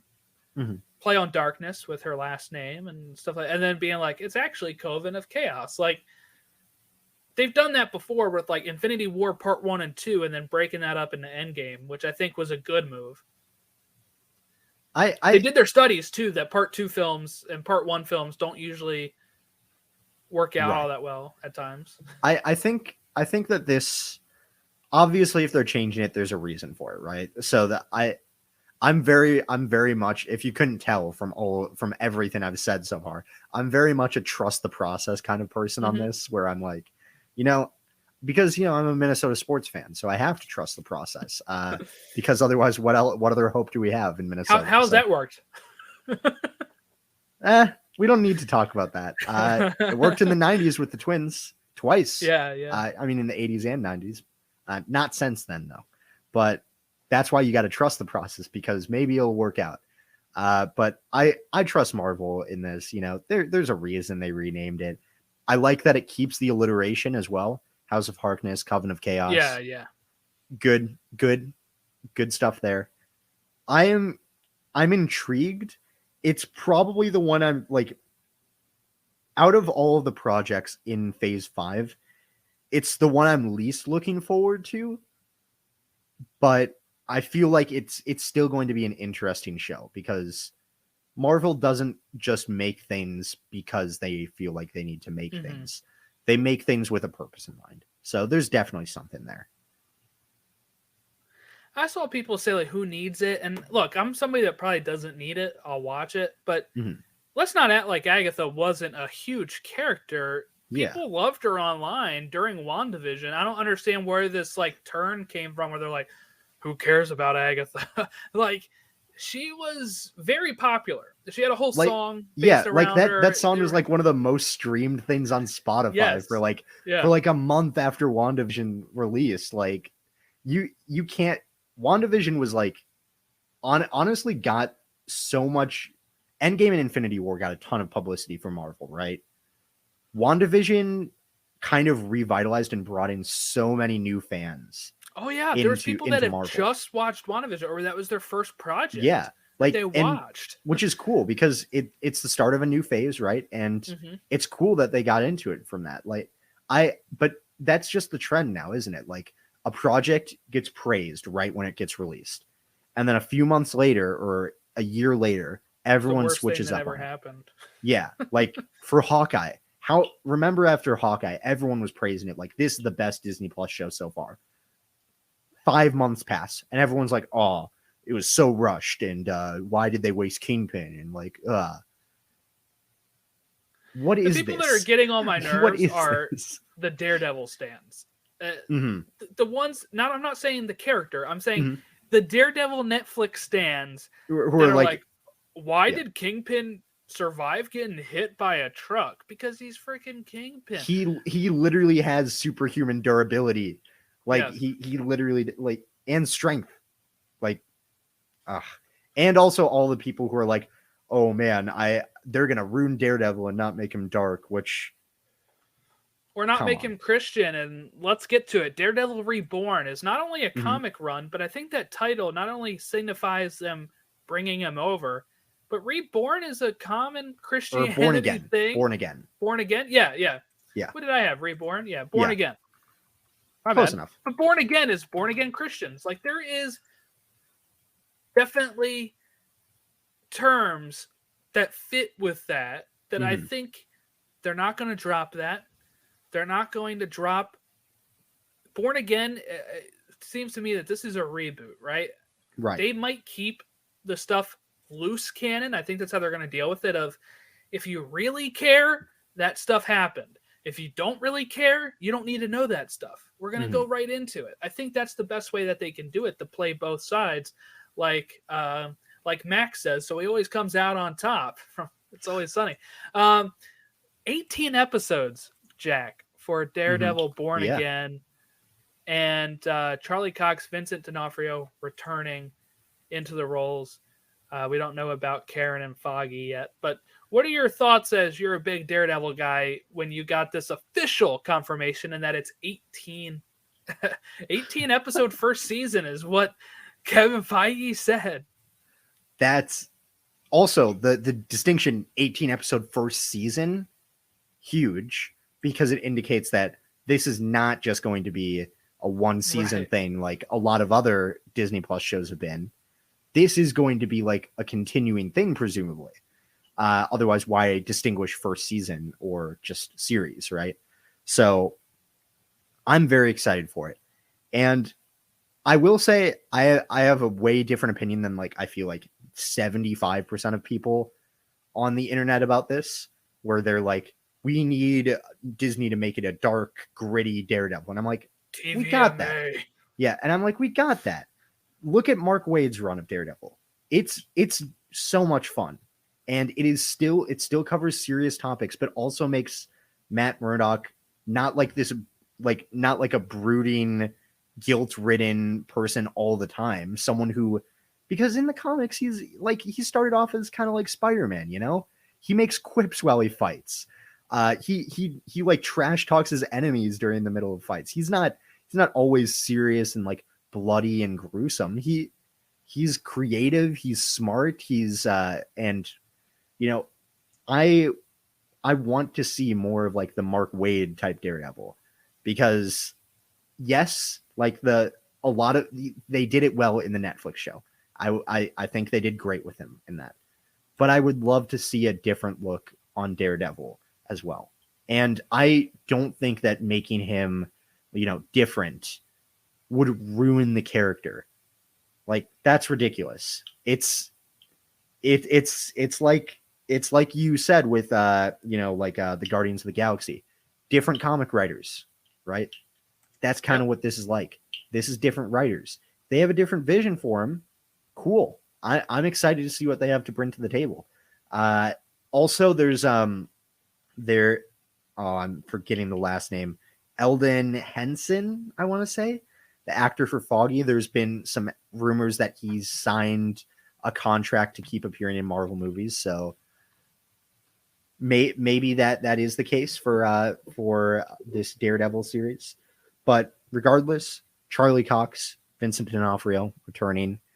They're going to do great. I know they are. It's going to be a really fun show, and I feel like people shouldn't get too worried about it. If it's potentially a funnier take on it, cool, roll with it. It'll be fun still, and it'll be Daredevil. And I'm sure because every time people are like, these Marvel shows are too funny, you can't say that they're not also dealing with deep and really mature themes at the same time, right? They think about Falcon and the Winter Soldier dealing with racism in America and perceptions of like how the government works and how it treats people, different people who I thought that was brilliant that how they did that. Thor Love and Thunder talking about love and loss and grief. Miss Marvel talking about like generational trauma and as well as like making jokes along the way. But like that's kind of like how comic books work. They deal with mature themes, but they also are sometimes campy, sometimes corny. That's just what the medium's like. And I like that. And I hope we see some of that. Again, unpopular opinion perhaps, but I will defend that until the show comes out. If it ends up being like executed horribly, then I'll walk it back, I guess.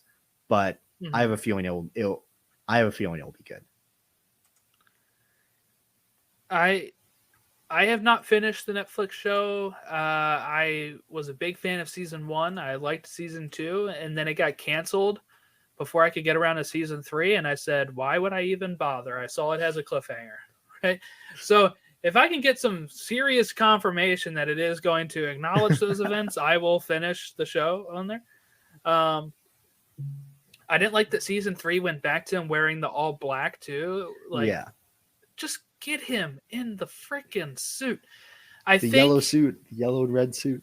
I think we'll have a good idea on how they're going to handle it during She-Hulk and during Echo, on how they're going to treat these characters. And he might be a little bit more comedic. I don't want people to freak out. He might be a little bit more comedic in She-Hulk. She-Hulk is going to be a comedy. Everyone's going to be more comedic in She-Hulk. Comedy. Yeah. I think Echo will really set the tone on how they're going. I think Echo even has some of their original Daredevil writers. That is the case. It's the Daredevil season 1 writers, I think, on it. So I mean, you might get your classic thing. I don't know. Just don't freak out. 18 episodes is a lot. I wonder if they'll start bringing in all of the Defenders and leave out the ones they don't want to, like maybe recast Finn Jones. If they can't get Mike Coulter back, maybe recast him and, etc. But I don't know. I'm excited for the show. I like Daredevil. I like the font. The font they use reminds me of the Ben Affleck Daredevil, actually. Oh, yeah. Yeah, I can see Doesn't it? I can see it, yeah. Okay. Captain America New World Order is also an episode title of Falcon and the Winter Soldier. We're getting a whole movie called that in 2024.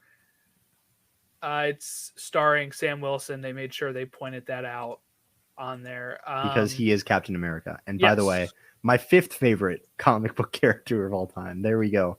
Sam all Wilson? Top 5. Okay. Yep, all top 5 mentioned in here. All top 5 are going to be in Marvel for the next 2 years. They're going to be in some project in some form. So we'll see what they deal with. Some people are like, oh, Dr. Doom could fit in here. I don't know.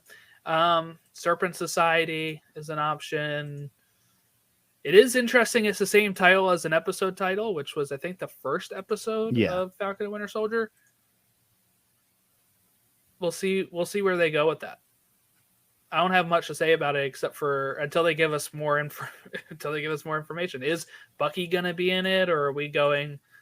I think he'll be in it, and I think so. Sharon Carter is going to be in it. I feel like she has to be, right? Like I feel like she's going to in some respect. But there's another project in Phase 5 where I think she can show up. That's true. That's true. The last project in Phase 5, as a matter of fact. Yes. Thunderbolts 2024. This is the end of Phase 5, summer, I think, of 2024. To me, I think they didn't want to do an Avengers film to culminate phases anymore. Feige said they're actually going to use those to culminate the sagas. So I think this is our team up. I think we're going to get people like Zemo, John Walker. Yep. Get whoever else Val has contacted, Yelena, right? Yep, Yelena. I think Ghost could be in Ghost it. could be in it. Abomination. I think he has a I think chance of Bucky making it. could fit here too. He could. I think, He could. yeah. Yeah, I feel like Sharon Carter definitely could. And Feige said some of these people we haven't met yet, so we could get even Deadpool? newer people. Yeah, I feel like Deadpool could fit into this team actually pretty well. I feel weird. like he would. Like he fits into that anti-hero sort of category, right? Like yeah. I feel like he could fit in here, and if that's how they want to introduce Deadpool to the MCU, sure. Can Justin Hammer be in it, please? I want Justin Hammer in this movie. I mean, he could fit. He could fit.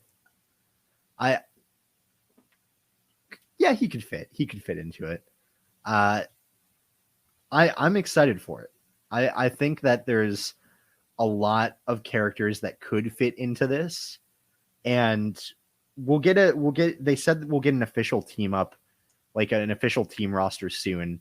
Maybe that's a D23 announcement. Who knows? Like, could be. Maybe that's too early for it, but if it is, cool. I wouldn't mind. But for sure, I think we can solidly say that John Walker, Zemo. Well, Zemo's obviously going to be in it because like that's what all of the releases and all of the pictures that are talking about it have on it. He's probably the leader. Yeah, and Yelena. Those are the three that we can say like with confidence because they've all been contacted already. So, and their stories have built to it with Val. I mean, exactly. I think that is kind of where we can see that she's going to be the figurehead of this team, I think. Mm-hmm. In some of the comics, it was Thunderbolt Ross, which is why they're called the Thunderbolts. Yep. But, unfortunately, he passed away, the actor who played him. So I think it was smart, I guess, that they were going with Val anyway, it seems like. But he could have appeared in this as Red Hulk, but, Thunderbolt Ross is not going up. But you're right. We could have Blonsky as Abomination as well. He's been making a comeback in Shang-Chi and She-Hulk. Maybe that's part of the deal he cuts in She-Hulk. We don't know. I mean, it could be some of that stuff that we see. Just looking at some of these other projects that are coming out soon, I'm trying to think of what he means that we haven't met them all yet because maybe Echo, maybe she's part of it. Could do, yeah. We met her though. Oh right. But maybe someone in Blade. It could be somebody from Daredevil. It could be somebody from Blade. It could be Blade or Black Knight. I mean, you could get any of these people in here, I guess. Maybe it's Morbius. Yeah. I am glad to have not met him yet. I did not see the movie. I did see it. I did. Yeah, we don't need to talk about that. That's fine. I'm excited for it though, because there's a lot of different ways that this could go for it. And I'm intrigued to see like what kind of thing they need to team up to stop, right? Like what is the event that Taskmaster too. Sorry. Oh, right. Master from Black Widow. Yeah. But like, what is the event that they could be leading up to have to fight? Because right, that could be intriguing. Like maybe it's a different Kang variant. Who knows? I think this one might not have to do anything with Kang. I think it might be more of a governmental thing, or maybe the Avengers have still not really come together for a bit, and they're kind of Val wants to show off her Thunderbolt team to kind of steal the spotlight from the Avengers who haven't been seen since Endgame. You'll have the ones that walk around being like, "Oh, I'm an Avenger," but you haven't had them team up or have the presence of the facility or the building. So it could be something along those lines. Yeah. I don't know. I'm very intrigued for that project because I think it has a lot that could happen, a lot to offer. And I think it could really take a lot of interesting directions, because the way I understand it is the Thunderbolts are to Marvel as like the Suicide Squad is to DC, Like there's some parallels in that. It's mostly like a team of more like anti-heroes / maybe villains or more villainous characters, like going on more secret missions and like off the books type of stuff, right? So I don't know. I think it could be interesting because I loved like one of the only DCEU movies I've enjoyed is the Suicide Squad. So I think that this could be very interesting.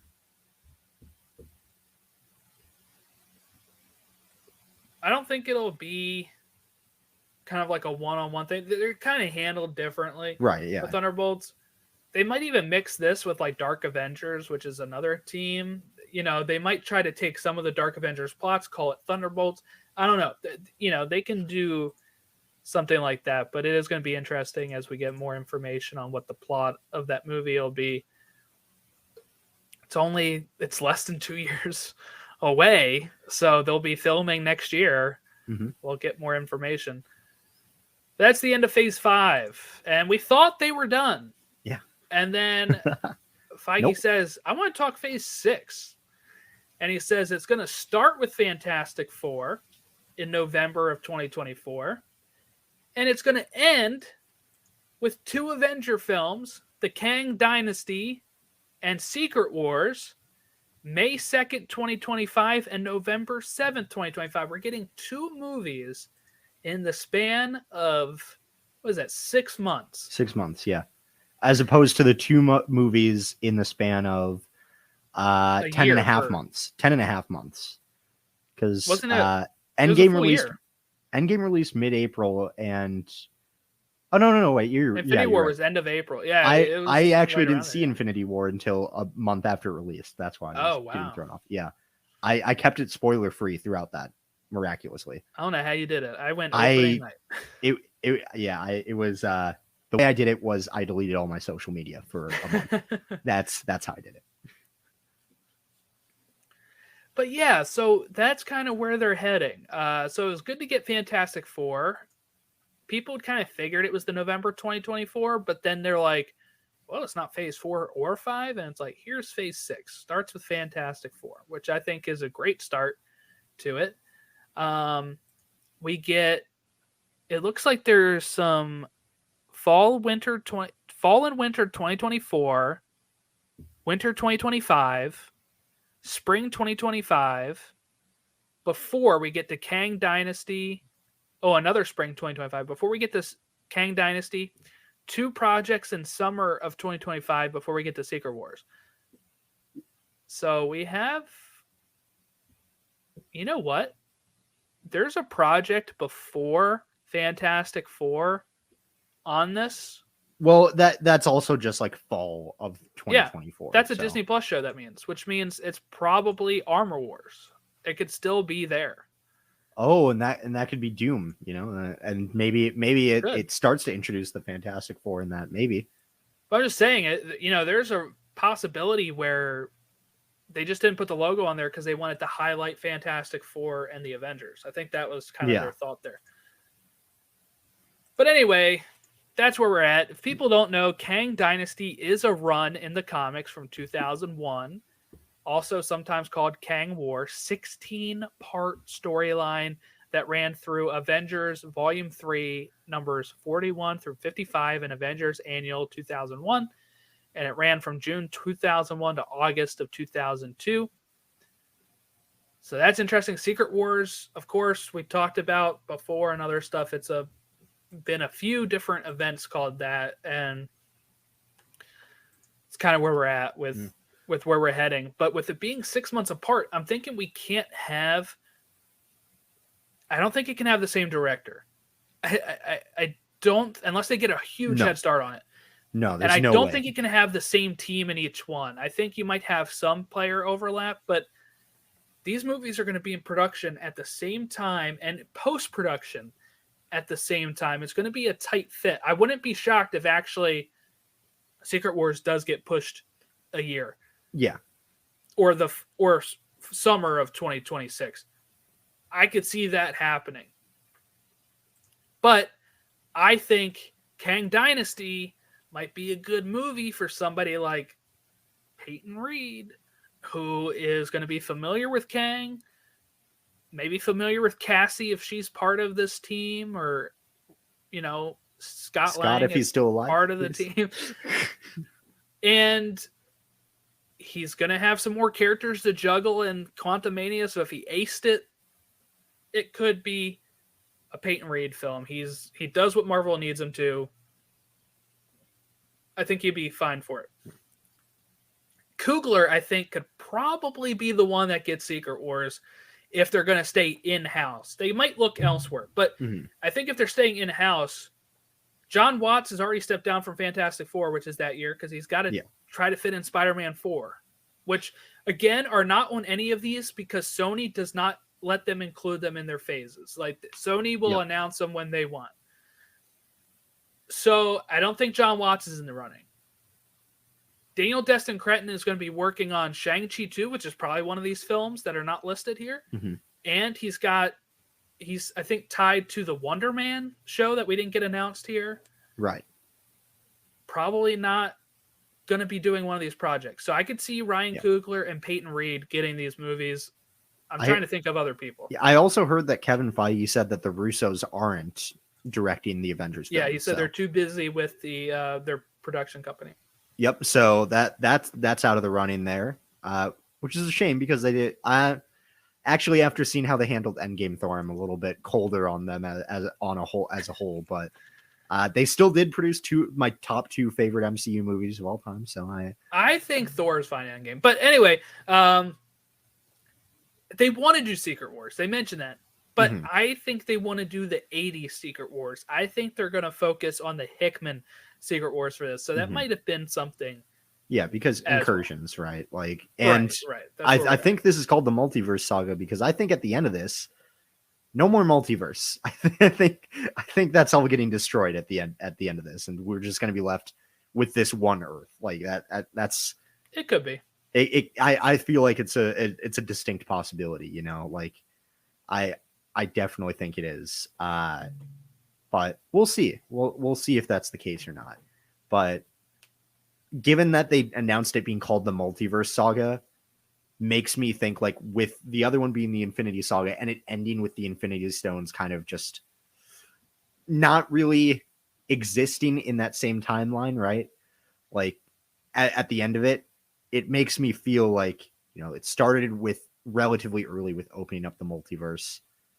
And I think that could be closing at the end of it. I think you could close it without people accessing it, but keep them alive. Because I think one thing that they would struggle with is people being like, they killed Tobey Maguire Spider-Man because that universe is gone now. Yeah. Or they killed X-Men 97, but I'm still watching the show. How does that work? Like, there's going to be dumb people that are going to look at it that way. So I think they'll somehow find a way to close it without people being able to open it or access it again. I don't know. They'll come up with something. I mean, the way that they did this, the Time Stones and the Infinity Stones, was just destroying them and being like, well, they're still technically there, but they're molecules, so they're not worth anything. I think they can kind of close it up without destroying everything, because I think some of the fans will be a little harsh if they literally destroy every universe that's not the 616. True. They'll be like, what? Krasinski's Reed Richards is dead? It's like, yeah, I wanted to kill him anyway, but yes, he is still dead because 838 is gone or something. Yeah, I'm excited for this Phase 6 thing. I'm not sure what else is going to be in this phase, but there's a lot of opportunities for things to come through. I mean, Shang-Chi definitely. Shang-Chi definitely will be, because they've announced that a sequel is going to be in there. Eternals too? Has to be, yeah, right? Like, do we get any of the X-Men films before Phase 7? Maybe. I'm trying. I saw it like I saw a thread of like a bunch of different things that could be announced in Phase 6 that someone had posted. and I can't find it now. I can't find what the account was that did that, but darn. It was like I saw it too. yeah, it was like a thread of like, 50 different movies it felt like that they could have in phase 6. But yeah, we'll see. We'll see. Yeah, I mean, I hopefully some of that stuff in summer of 2025 fills in what's happening between those two movies. I don't kind of want another Infinity War Endgame situation where they're like, well, these actually took place at the same time because we don't want to tell you what's going on. Mm-hmm. I think they can write it a certain way because these two storylines are not usually linked. So there's going to be a way that this is going to potentially Kang Dynasty leading into Secret Wars some certain way, and maybe a new status quo between those two releases in the summer of 2025 or something. But I don't know. It should be a lot of fun. I'm excited to see what happens with these movies. I'm actually probably more excited for Kang Dynasty than Secret Wars because I feel like people are just going to ruin Secret Wars for me with all the talk. Kang Dynasty, I like Kang. I think that's going to be fun. It makes sense. If people don't know, it makes sense that Fantastic Four is in this because in the comics, Kang is a descendant of Reed Richards' father, where he goes to like an alternate universe and somehow has a kid and it passes down the line to be Kang after many generations. So if they're linking it that way, if they go with that in this, I think it makes sense to have Fantastic Four leading off phase 6. I'm not sure this is going to be the Secret Wars that's going to have a Doom and Reed Richards storyline. I think I talked about it on here that it'd be hard to have God Emperor Doom and then defeat him and then have him stick around because they'd be like, I saw somebody online say this too, that, well, we defeated him as a god emperor, so like he's going to be a piece of cake now. Like, I think they're going to save Doom for later on. He might be a side antagonist. Think Loki to the Thanos. Not saying that he's subservient to Kang. I think he'll be friendly to Kang and help him, but also be looking for his opportunity to seize power, which I think is different than Loki, where Loki was kind of working with Thanos because he was scared of kind of what Thanos could do. Mm-hmm. So I think you might have a whole different dynamic of the relationship there. Yeah, I think it's going to be interesting how they deal with Doom in this because there's quite a few Fantastic Four fan accounts that I follow on Twitter and TikTok that have been worried about that and saying like it doesn't make sense because it's a Reed Richards and Victor Von Doom story at its core, and like Civil War wasn't a Captain America story at its core, right? Like Age of Ultron definitely wasn't a Tony Stark Bruce Banner story at its core, but it ends up being that regardless. So they can change things and it'll still end up being okay. I feel like it would be worse if they, like you said, if they tried to rush Doom into being this big antagonist. But we'll see what they end up doing with it. But I am excited for phase 6 to see how this all goes. And it is wild that all of this is going to come out in the next like 3.5 years, right? But I'm excited. I'm excited. It means that there's never going to be a drought of Marvel content. That's for sure. Mm-hmm. And people saying it's too soon. We're getting a lot more projects now than we did in phase 1, 2, and 3. I think they said phase 4 is actually longer than phase 1, 2, and 3 combined hour-wise. Yeah. So if you look at it like that, yeah. And for all the people that said we had no direction, I hope this soothes you because this is also the direction we've been telling you it's going in. Yeah. Literally everyone now has been saying it. Yeah. So I think if people didn't know the whole Phase 3 layout, they would have been like, "What are we heading to here? Mm-hmm. What are we heading to here?" But now that we know all of Phase 4, 5, and 6, I think people can kind of relax a bit and be like, "All right, well, we're getting Secret Wars in 3 years, so I'm going to shut my mouth and I'm going to watch all these projects and see how they start building into it." Because I think you're going to start seeing, once Phase 4 is over, where they did this new intro to all of these new heroes and reestablish where our favorite original heroes are, like Thor and Hulk, where they are after, the last phase. They can move on to Phase 5 and be like, guess what? We're pushing. You're seeing Cap again in a movie. You're seeing the Thunderbolts, which is going to be a combination of a lot of people. You're going to see, all of these people with some new teams as well, but you're going to start seeing some of these familiar faces again. And you're probably going to get more, I would say, consequential end credit scenes in Phase 5 as we start heading towards Kang is here. We know Kang from He Who Remains in Loki.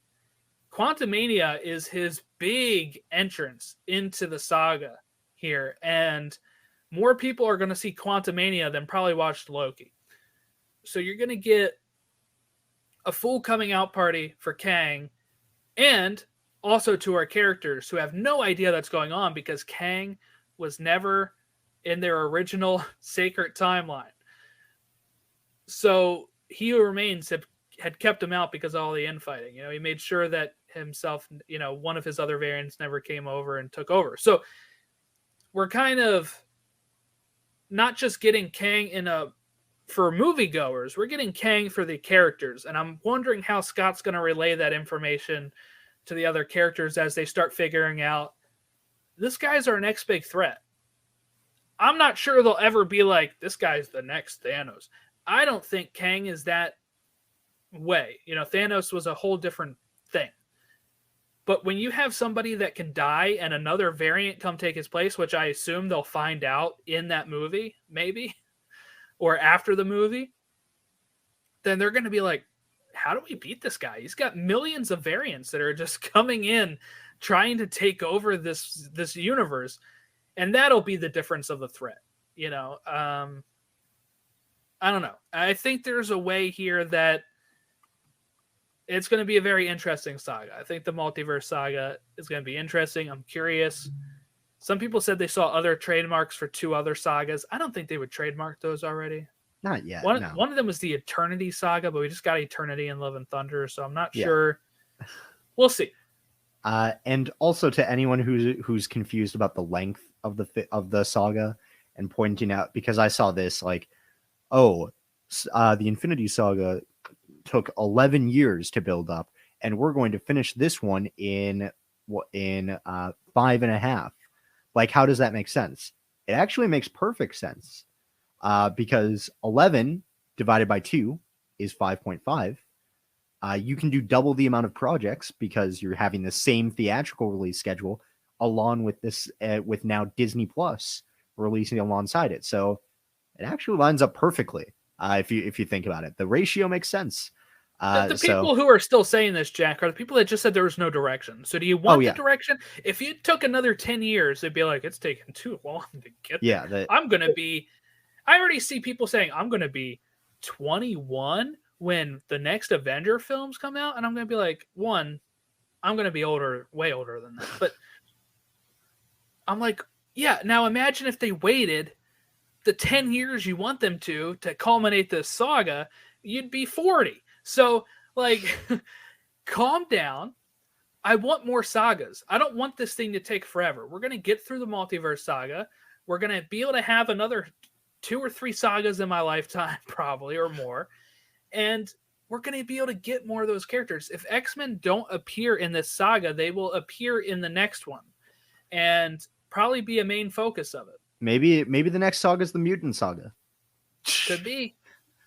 Who knows? The Dark Phoenix saga. We try it again. We'll try it again after 3rd time's the charm. The 2 times we did it in the original X-Men. But that's it. That's most of the Comic-Con news. I'm very excited for Quantumania as the most tangible film. I'm really excited for Fantastic Four, and I'm really excited for Avengers Kang Dynasty. Those are like my top 3. What I would also say is for people that are upset these are called Avenger films, this is branding. They're not going to be like, people are like, they should just call it Secret Wars. Yeah, try getting people in the theater for that. You would, because they'll have the Marvel Studios logo. But if you say Avengers, people are like, okay. Even the most casual of casual fans who only watched the 4 Avenger films are going to roll up for 5 and 6 and be like, it's an Avengers film. Of course I'm going to go see it. Yeah. If you especially like if you call it Fantastic Four Secret Wars or something like that, you're getting that's not going to work out.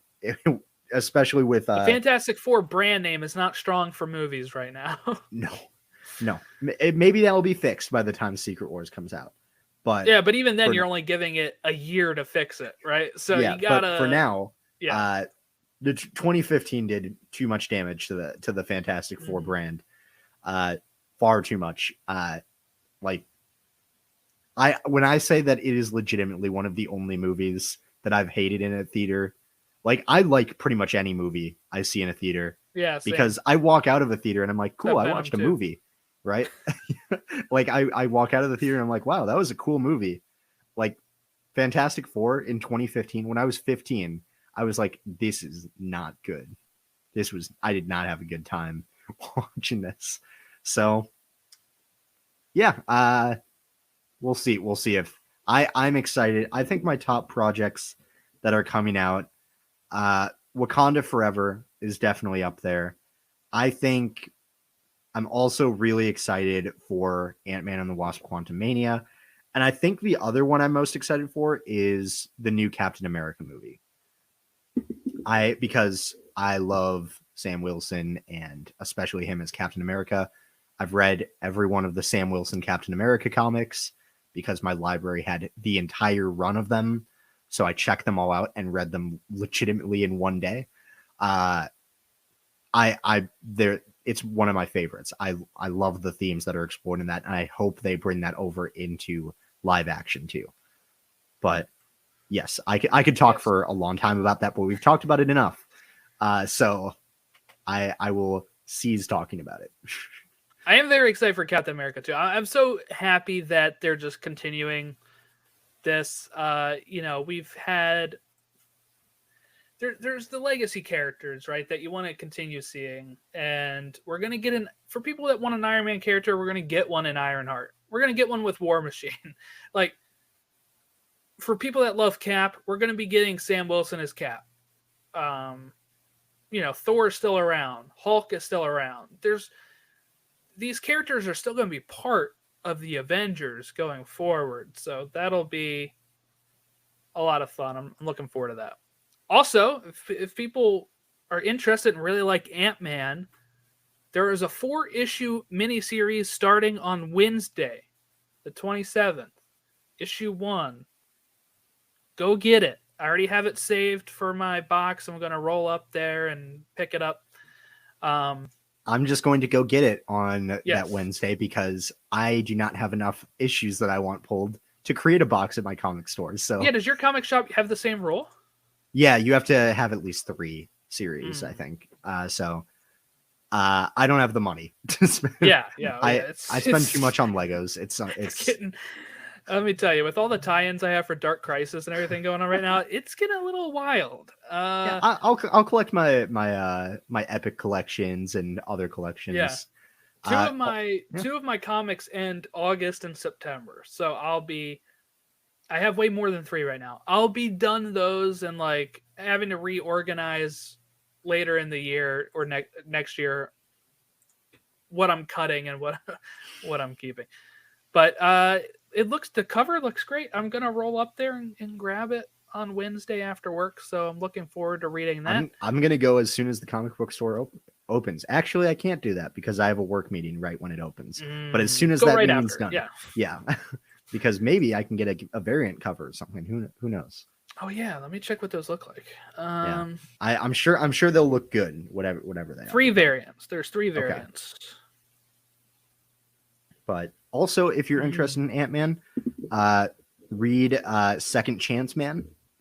That's a good run of comics from 2015, before the Ant-Man movie came out.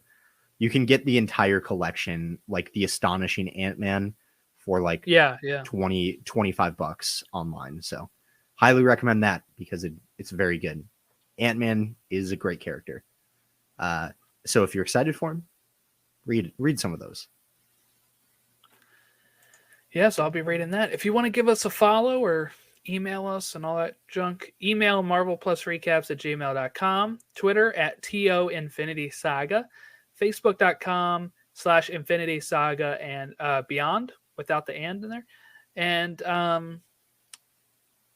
those are where you can reach us. Instagram is also on there, TO Infinity Saga and beyond. All right. Well, thanks everyone for listening, and have a great rest of your week. And we'll catch you next time.